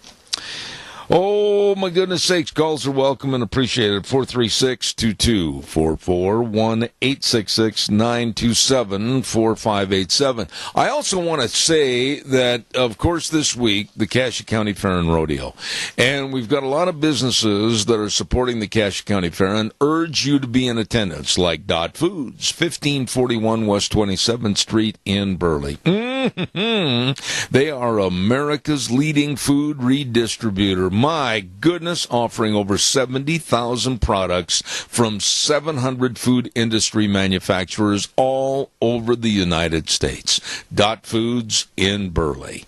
Along with Golden Valley Warehouse, 468 West, 1000 South of Burley. And the owners and staff would like to say thanks to all of their customers for more than 30 years of support. And they, at Golden Valley Warehouse, urge you and your family to take part in the Cassia County Fair and Rodeo.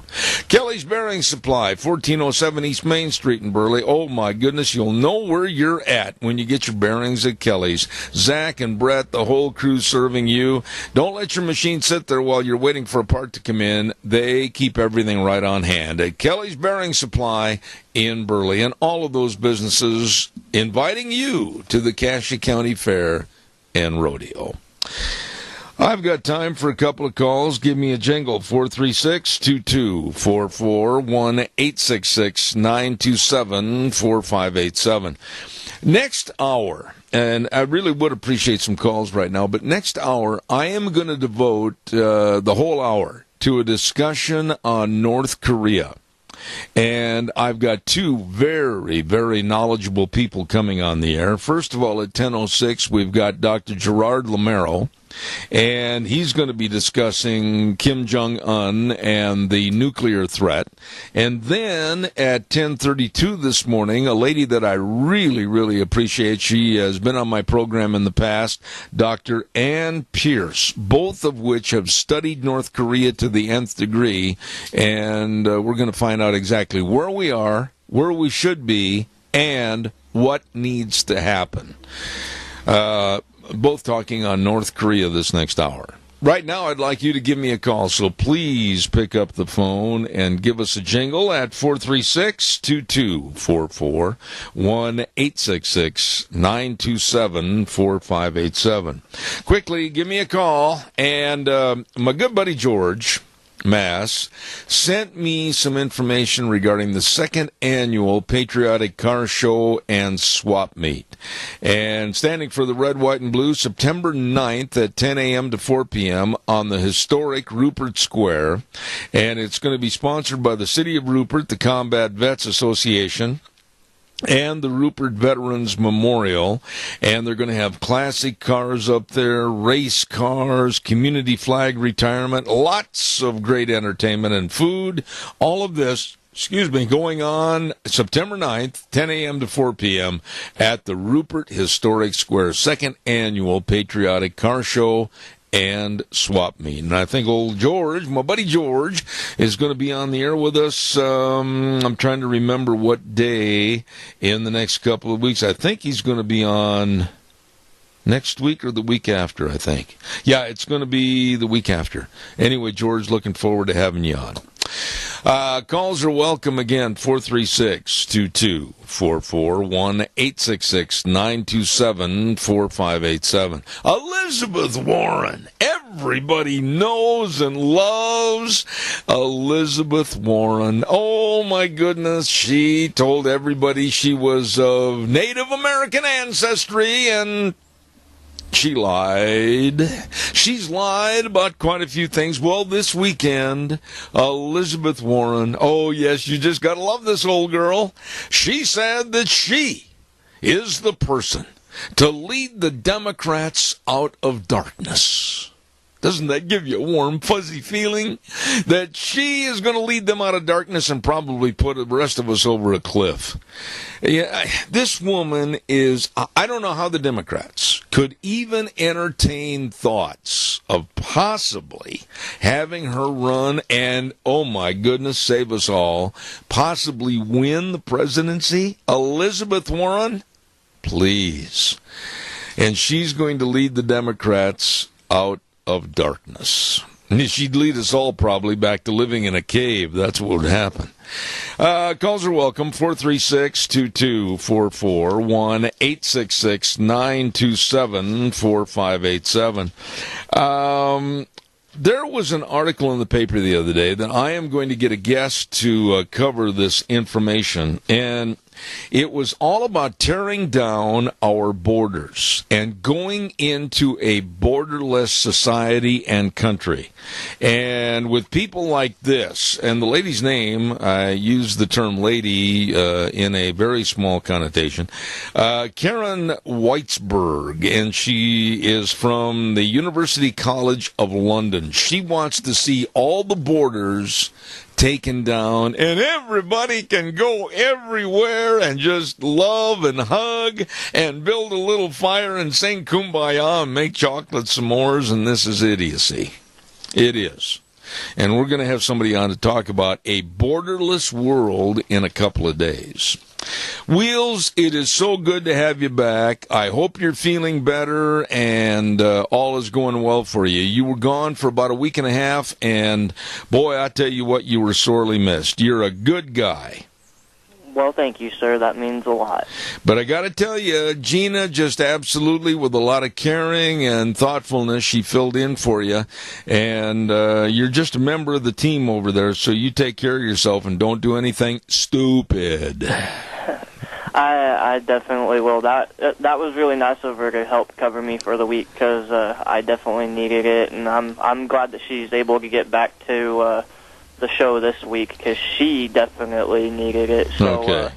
It's been good. I'm glad that she could help me out. All right, well, itty bitty buddy, you take care of yourself. Right now, we are going to go to the news from CBS, and we'll be back in about 7 minutes. Take it away.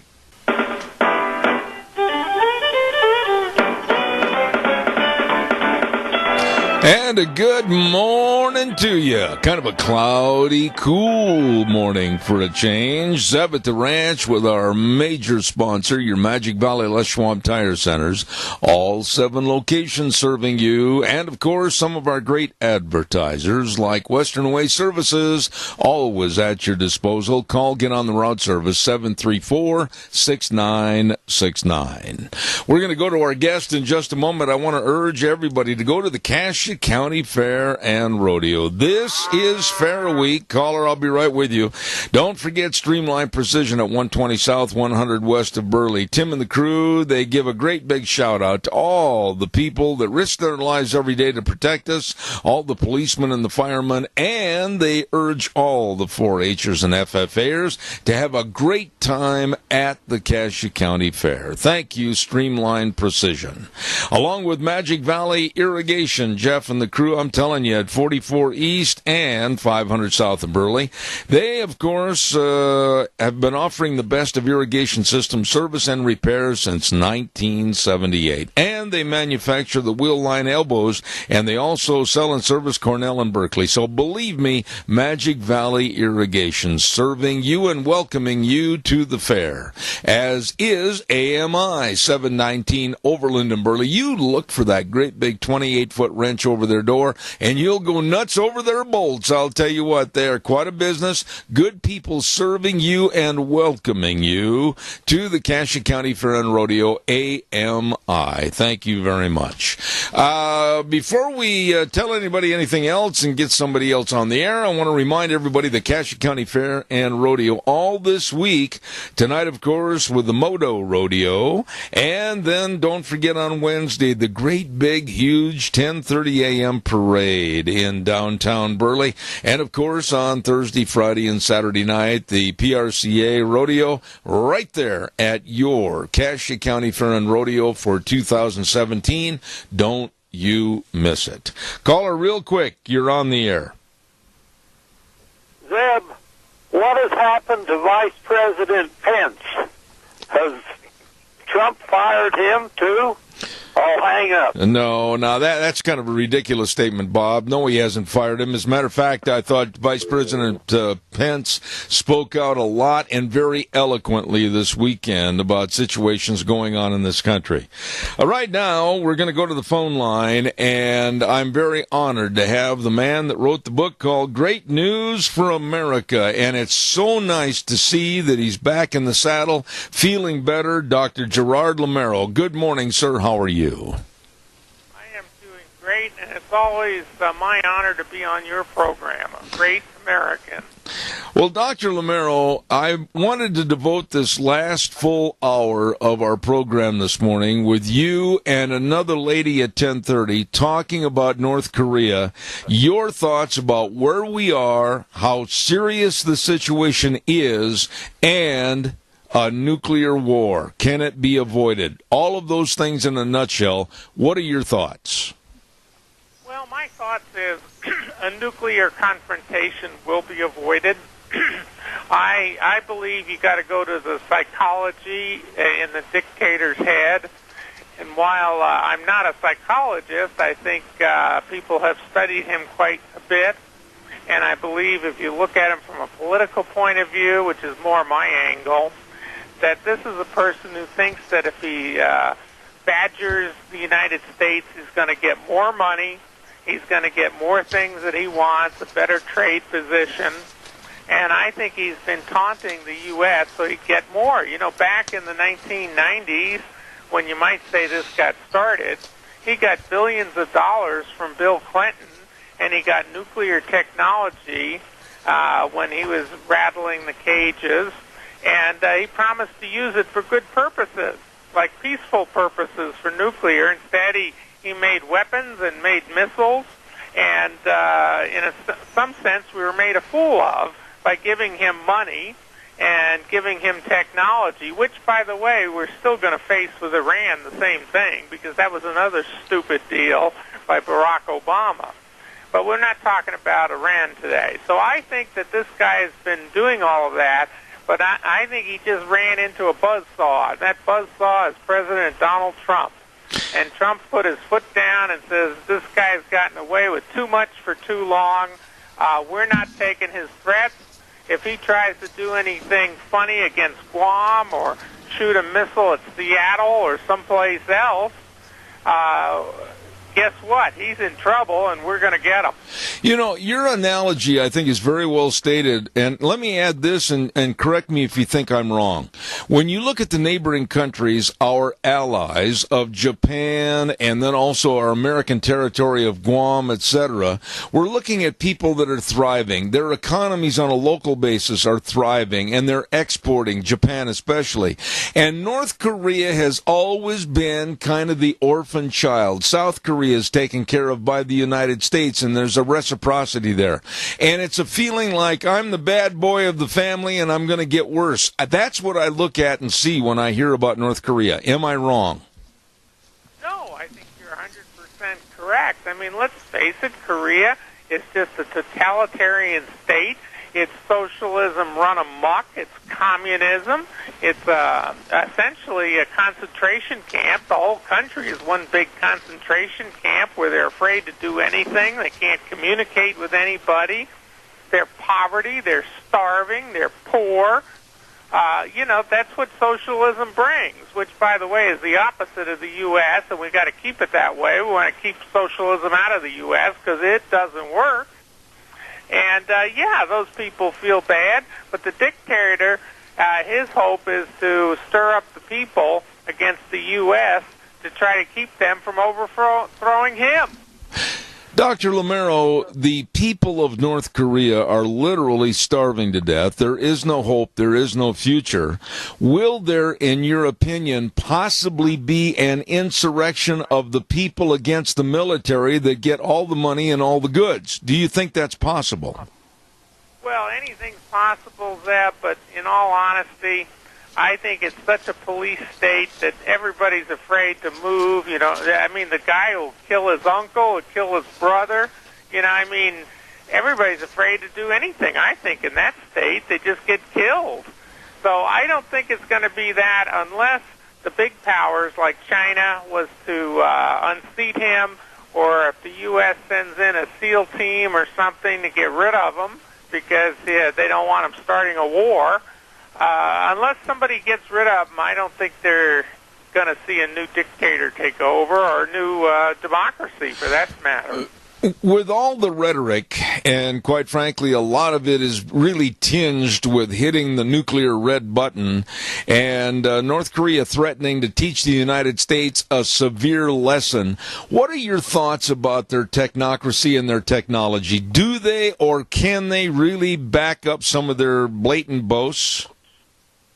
Well, it appears that they keep getting better. I mean, you keep testing for years and years, in fact, decades. You start making some progress. You steal what technology you can steal. You buy what technology you can buy from other dictators around the world, and they are in cahoots with others. And so, it's possible they're getting to that point. It looks like they're moving in that direction where they are a true threat. But, there are other nuclear powers, and them having nuclear and them having missiles is not the worst thing in the world, probably.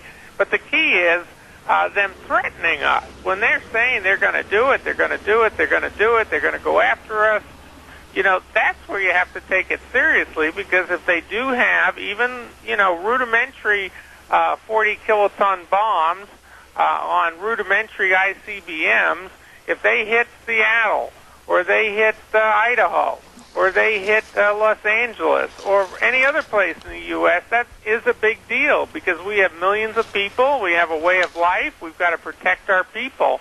We can't let somebody blackmail us. What about the sanctions of our country and other countries against North Korea? What about we give in to some of their economic demands, and then the fat boy, Kim Jong-un, goes back into his room for a while, but then he's going to come back out, and he's going to demand more and more. We've got to depose this leadership. Is that the answer? What do we do? Well, I'll tell you.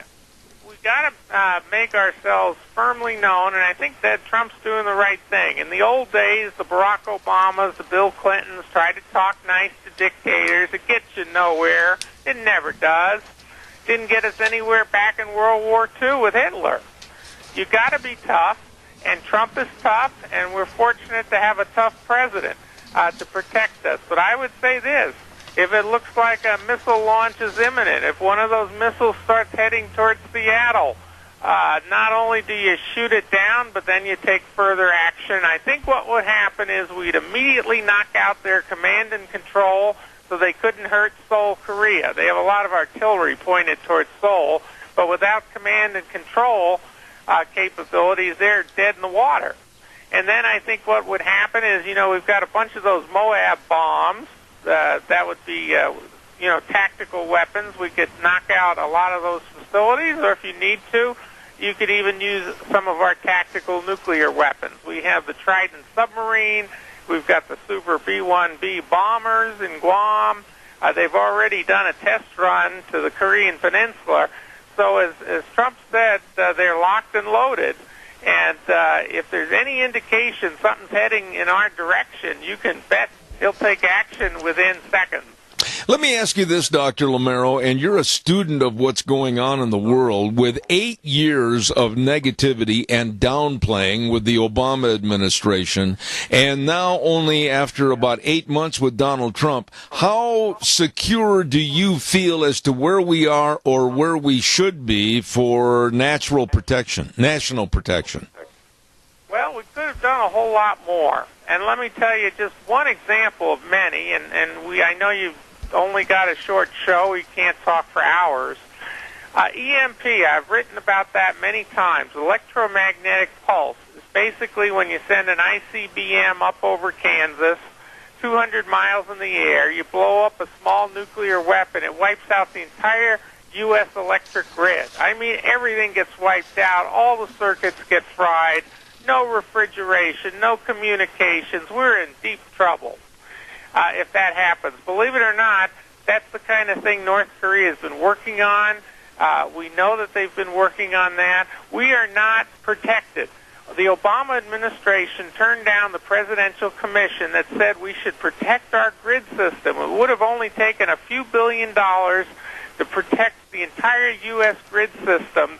The kind of electronics and physics you do is not that hard or expensive, and we could have protected our grid today. But today, our grid is left vulnerable because of the prior administration, and I think that's a terrible disgrace, how he let America drop in terms of our capability to protect ourselves. Dr. Lamero, you've been on my program many times. I consider you, even though we've never met and shook hands, a good friend, and you've been very open and forthright. Now, I'll say this, and if you think I'm way off base, tell me I am.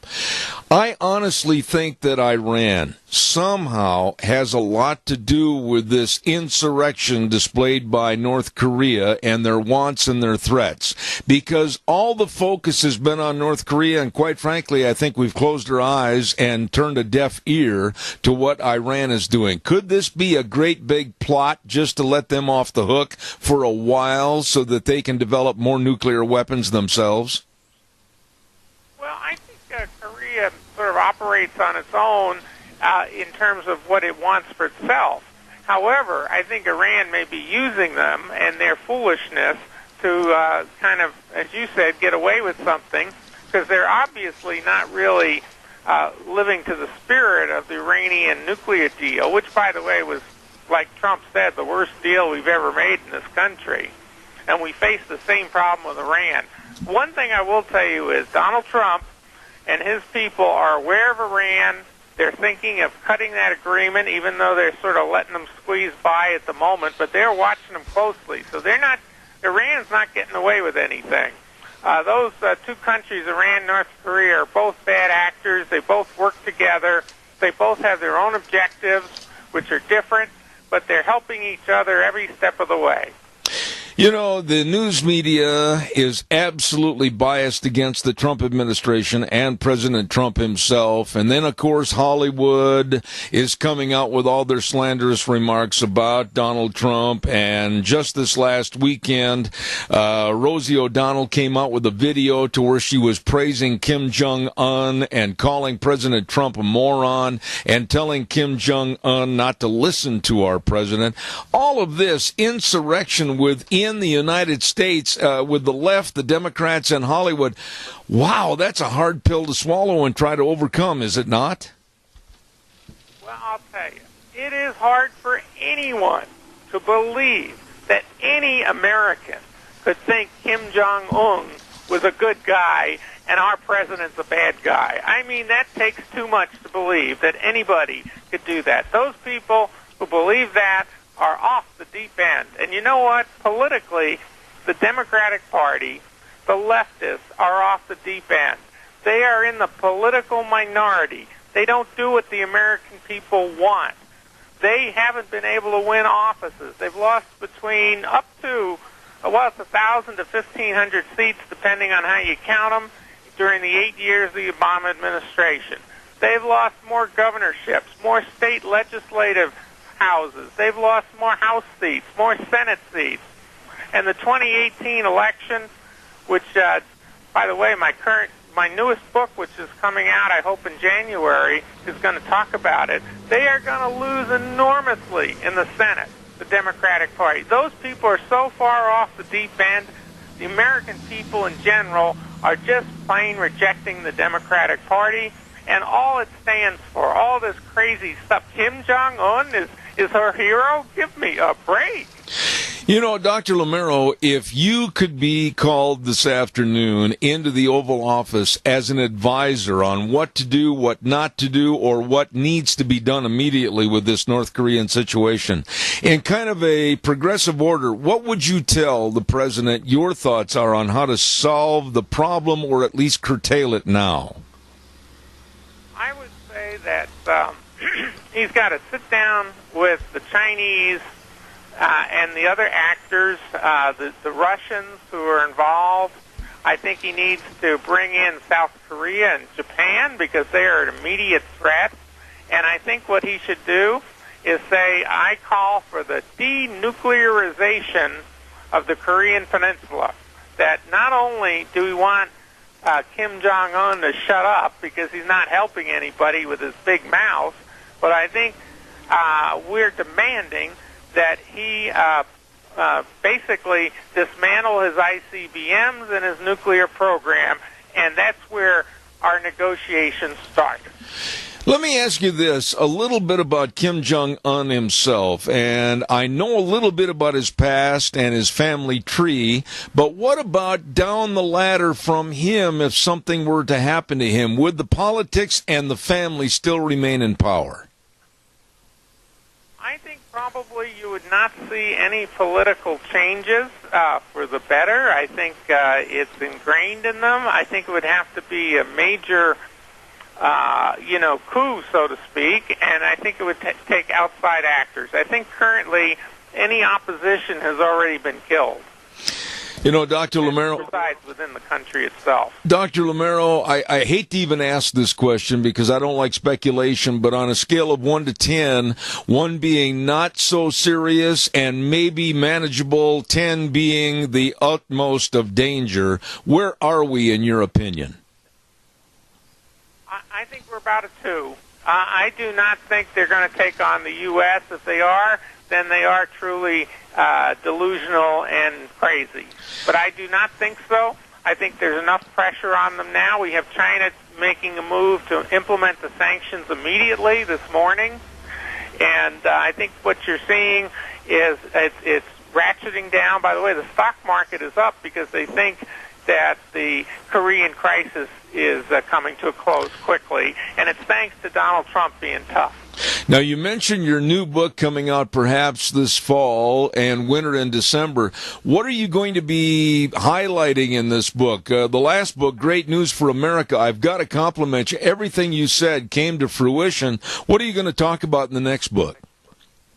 What I'm going to do is talk about the 2018 election, what to expect, what it's going to be like, who's going to be playing in it, who's going to be involved in what sense.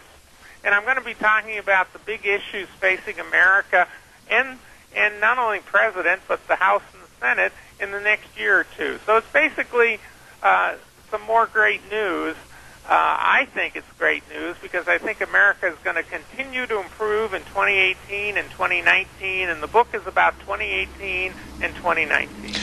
I absolutely encourage everyone to get his book called Great News for America. Dr. Gerard Lamero, a dear friend of this program. Sir, thank you for being on the program, and I will look forward to having you back.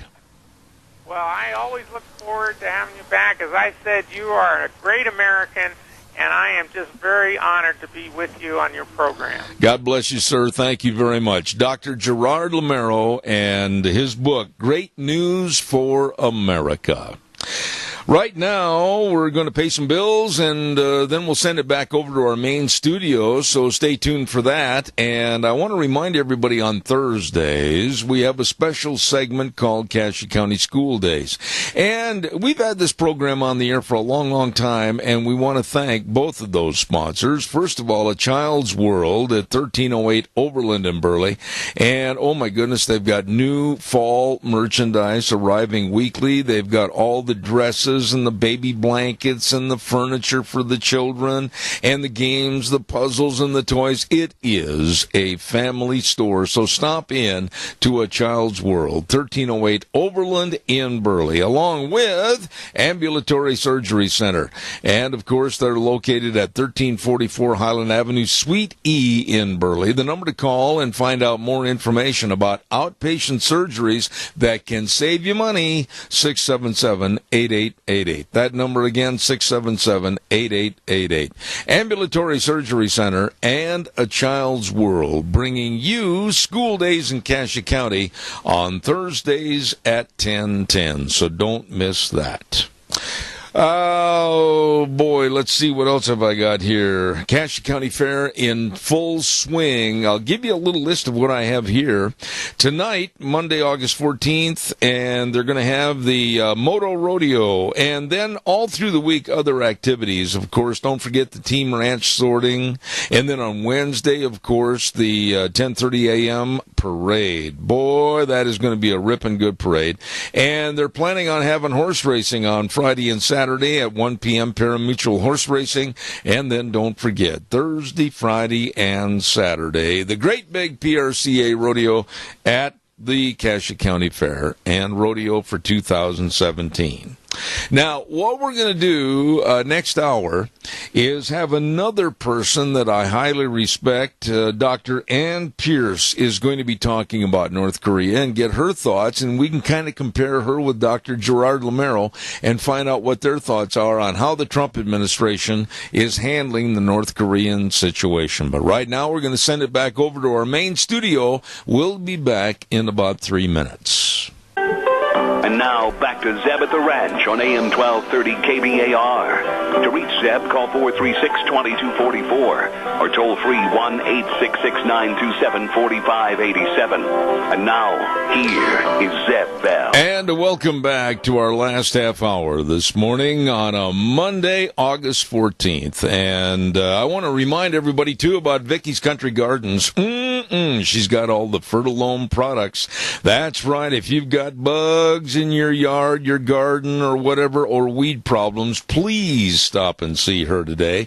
Vicky's Country Garden at 185 South 600 west of Paul, and she's got all those great Fertilome products, and she can help you with a healthier lawn and a healthier garden at Vicky's Country Garden, thanks to the Fertilome products. You stop in and see her today.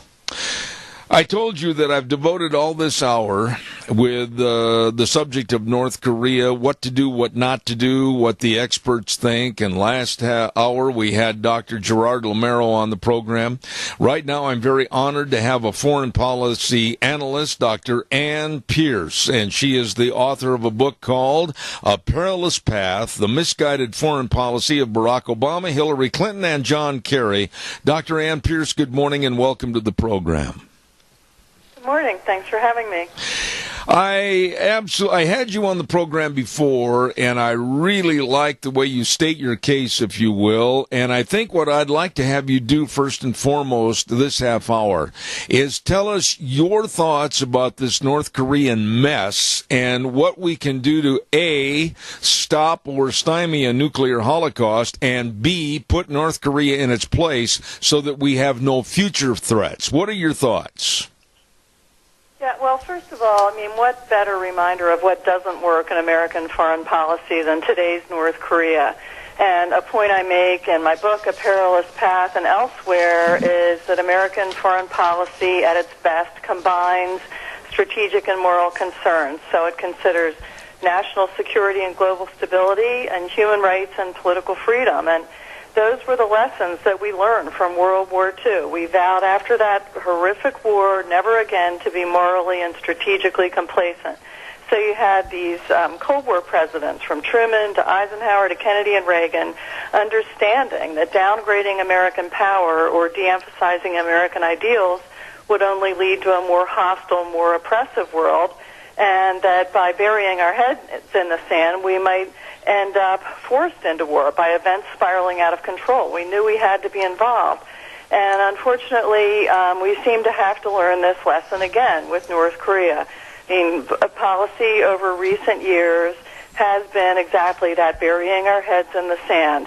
I mean, what we've seen is the exponential progress of North Korea's ballistic and nuclear missile program. We've seen the atrocities getting even worse. Who could have thought they could get even worse? But under Kim Jong-un, that place which I say is so awful that it's not just that it has concentration camps, it's that the whole country is a concentration camp. Well, under Kim Jong-un, that's even worse. And again and again, we saw during the Obama, Clinton, and Kerry period this attempt to normalize relations with that brutal regime and to negotiate with this regime. And this attempt to negotiate continued on, no matter how many times North Korea violated previous negotiated terms, backed out of negotiations, refused to participate in negotiations.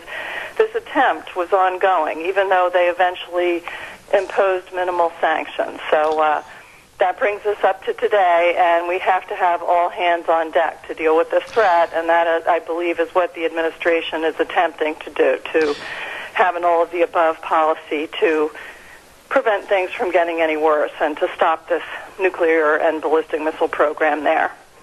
Dr. Pierce, for what purpose, what possible good purpose did Obama and his administration minimize the threat and basically sweep it under the rug? What was their thinking in this kind of absolute insanity? Yeah, I tell you, I find it really exacerbating and puzzling because, as people point out, this hoping for the best approach with North Korea started a long time ago. Bill Clinton negotiated that compromising deal with North Korea over its nukes, and then George Bush tried for a while to engage with North Korea. And the difference is that by the time Obama came to power, everyone carefully looking at the situation had to say, okay, negotiations have not worked, and in the meantime, we have this tremendous, as I said, accelerated bellicose rhetoric. We have the nuclear missile program advancing, and we have atrocities even worse. And that is why, by the end of his term, George Bush was really reversing course and saying, forget it. He was hosting North Korean escapees in the White House. And so what's especially puzzling is why at that juncture you would have an administration, the Obama administration, come in and offer to normalize relations with North Korea.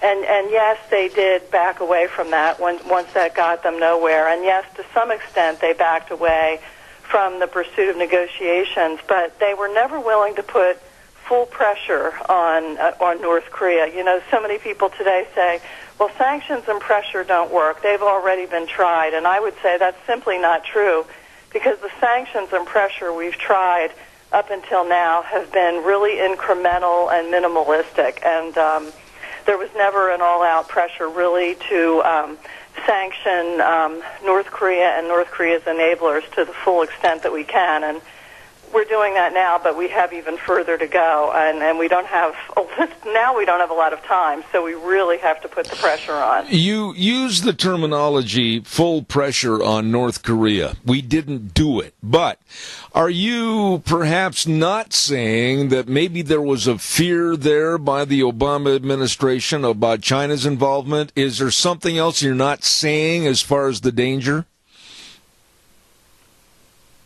Well, I do see this kind of worldview that allowed a complacency in the Obama-Clinton-Kerry period.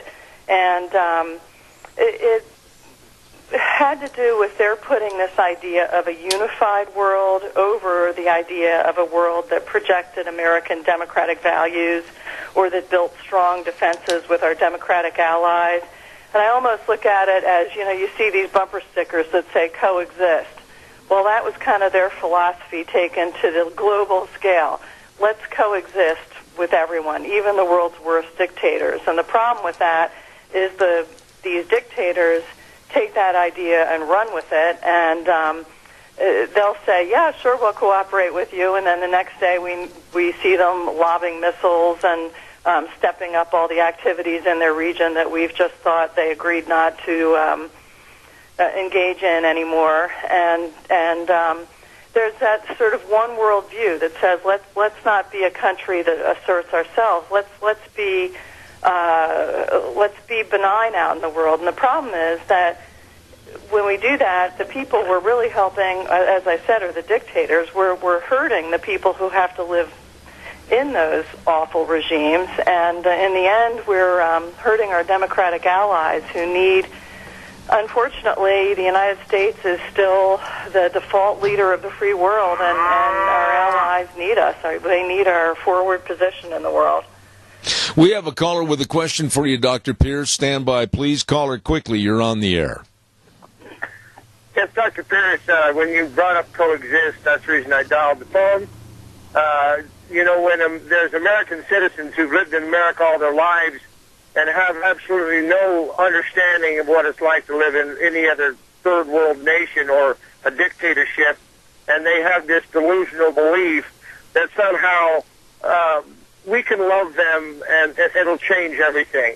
Well, you're not going to love Iran enough to change them. You're not going to love extreme Muslims to change them. You're not going to love Kim Jong-un to change it. And see, the only thing they've ever understood was pure force. And you see, when we're sitting here on the cusp of maybe some sort of nuclear explosion, which is not even acceptable at any place on Earth, and you have these people that are so delusional, it is so maddening, you just want to scream. I'll hang up. Dr. Pierce, respond, please. Yeah, and it's especially maddening because you can look over decades of outreach to North Korea, and you see not just that our outreach really did not help us, but also that our silence and politeness regarding the regime type has done us no good. And as the caller said, we in the West think, oh, if only we're really nice to them, they might be really nice to us. And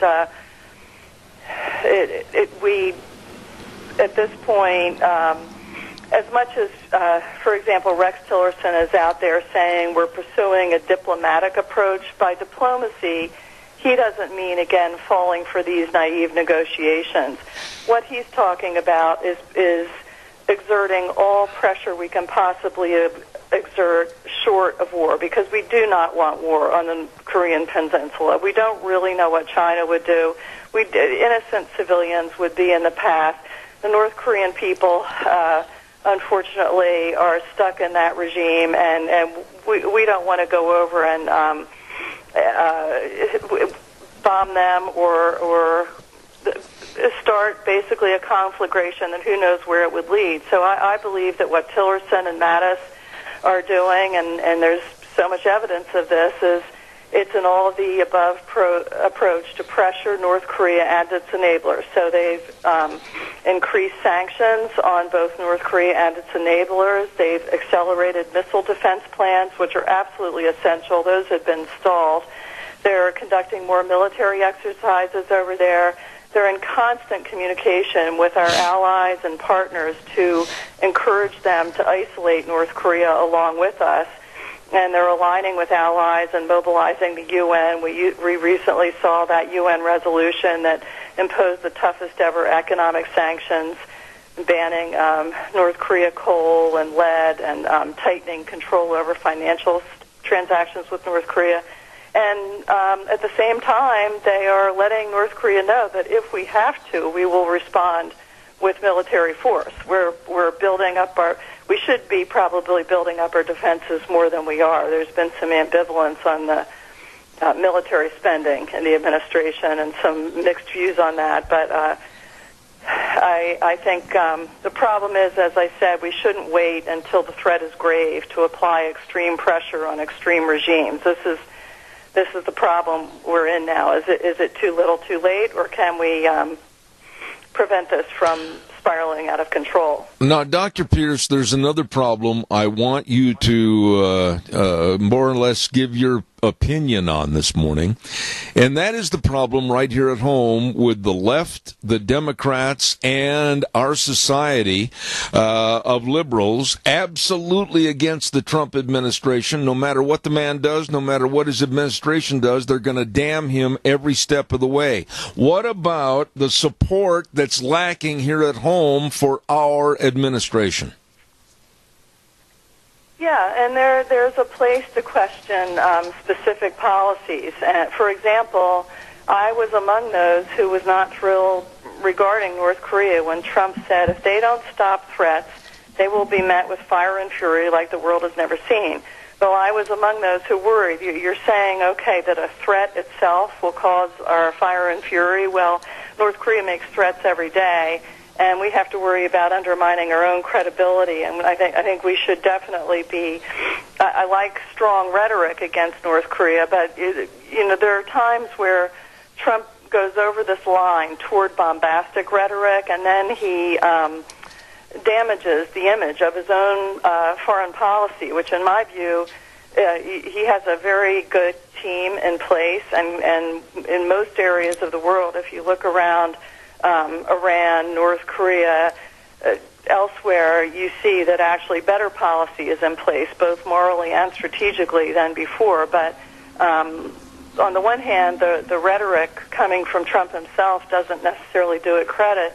But on the other hand, you have this journalism, which is in what I call the anti-Trump shallows. It's like every bit of reason and global reporting and recent history and the culpability of the previous administration for the worldwide mess we're in now, all that is just lost in this obsession with bringing down Trump. And I agree with you. It is appalling, and it prevents us from actually having a rational discussion about what we should do about these really big problems. And the world is exploding all over right now, and it also means that, as you said, the Trump team gets no credit for, in fact, all kinds of things, including the various ways it's finding to pressure China and North Korea, the various ways it's finding to pressure Iran.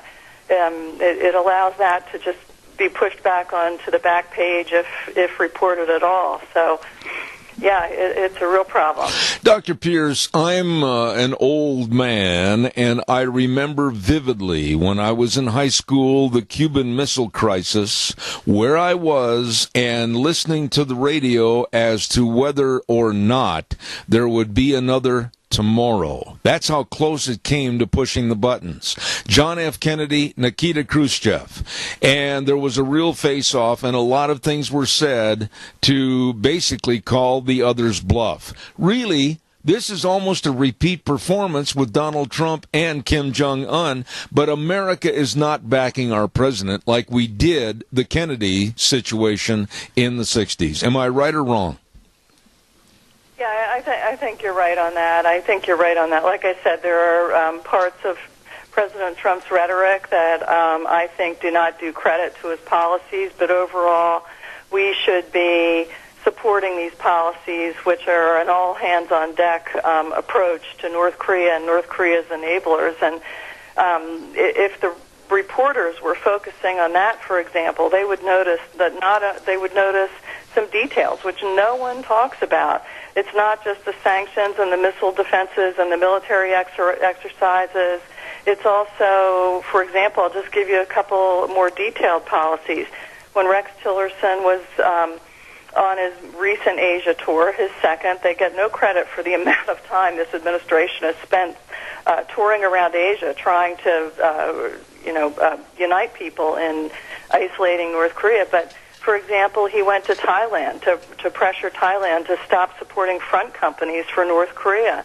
And then you have administration officials pressuring Kuwait and others who allow North Korean workers into their countries, and those workers send money back to the North Korean regime, which ends up going to support the nuclear program. So there are all kinds of actually really positive and intelligent policies that just get buried with this anti-Trump obsession. Where are we this morning, in your opinion, Dr. Pierce? 1 being not too dangerous, 10 being very serious. Where are we with your information and your ability to study this situation? Where are we on that scale? Yeah, I don't know if I put a number on it, but on the one hand, we are obviously our nuclear capability is so far beyond North Korea's, but on the other hand, things do spiral out of control in the world. We've seen it many a time in history, and as I said, what we've seen is the exponential progress of North Korea's nuclear and ballistic missile program. It was only a couple months ago that we were saying, oh no, they've perfected a medium-range ballistic missile. And then in July, they had their successful launch of their first intercontinental ballistic missile, and people were saying, yes, but we're not really sure of the range, even though that one through busy airspace used by international airlines. I mean, talk about an example of how things could spiral out of control. And then they tested a second intercontinental ballistic missile, and there were some experts at that time saying, well, it's starting to look like North Korea has the capability to reach Detroit and Chicago. And then, of course, we hear the news, which some people have been warning about for a long time, that North Korea was much closer than anyone was saying, that North Korea indeed has miniaturized nuclear weapons, so it can pair nuclear weapons with an ICBM. And the news keeps getting more and more serious. So looking at history, I think this is a very serious situation, and we have other serious situations in the world too. And the world is in quite a state right now. Let me ask you one final thought. I've only got a minute left in this segment, but Kim Jong-un, why? Why would a leader of any country want to put himself in a suicidal position, and that also of his country? I just do not understand the reasoning. Yeah, and I don't think we can understand him without understanding how fanatical he is and how fanatical his regime is. And, of course, he wants weapons on the one hand because he fears that he could eventually, his regime could crumble with enough pressure from the U.S. Another concern is we're worried that he might use those weapons to blackmail our close allies over there, South Korea in particular. And so it gives him this weight in the world that he wouldn't otherwise have. But I always think it's a mistake to say it's only defensive. I don't agree with that at all. I do think he is a fanatic. I think he's a fanatic, and we've seen how fanatics behave in the world before in history, and shouldn't underestimate how fanaticism can fuel their behavior. The author of a book called A Perilous Path, The Misguided Foreign Policy of Barack Obama, Hillary Clinton, and John Kerry. A wonderful lady to have on the program, Dr. Ann R. Pierce. Dr. Pierce, God bless, and please come back soon. Okay, thanks a lot. Thank you. Wow. I learned a lot in listening to both Dr. Lamero and Dr. Pierce about the real problem with North Korea. Right now, we've got to get a weather forecast on here quickly. Scarrows Meats, 331 North Road, Jerome, with Don Scarrow and the rest of the crew. Oh, my goodness, delicious meats in their retail meat department. I urge you to drive over or give them a call. 324-7657, Scarrows Meats. Delicious. And right now, they bring you the weather. Well, if you were asking for some rain showers, well, the Lord answered your prayers. Here is your weather forecast for today for Zebeth Ranch.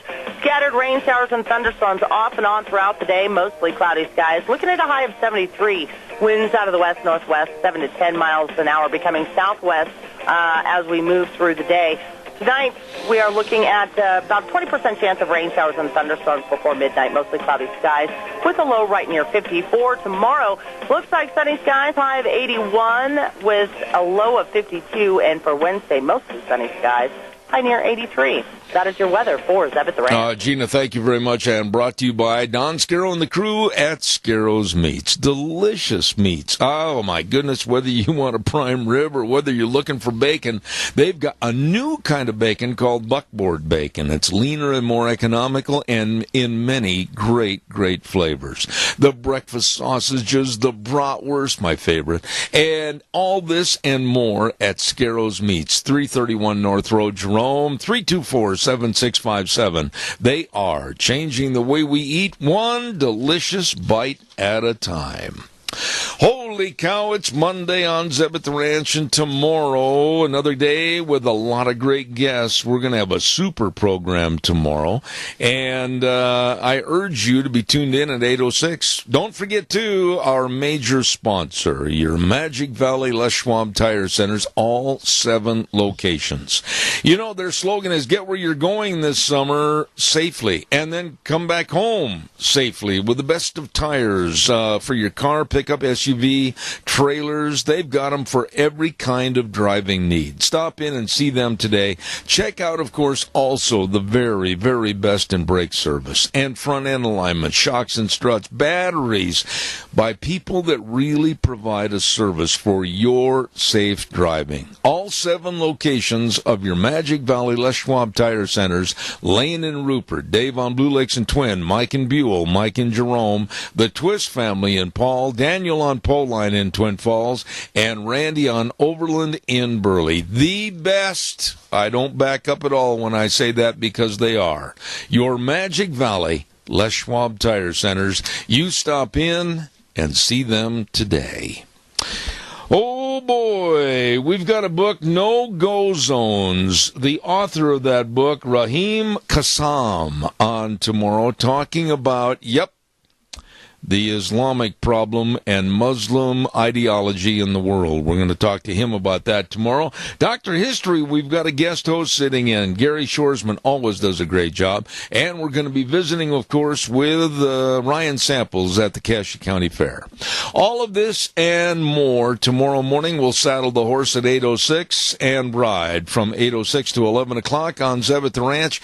And remember these words. The way things were are the way things ought to be. Wheels, so good to have you back over there at the main studio. God bless you, young man. And we'll see everybody tomorrow morning at 8:06.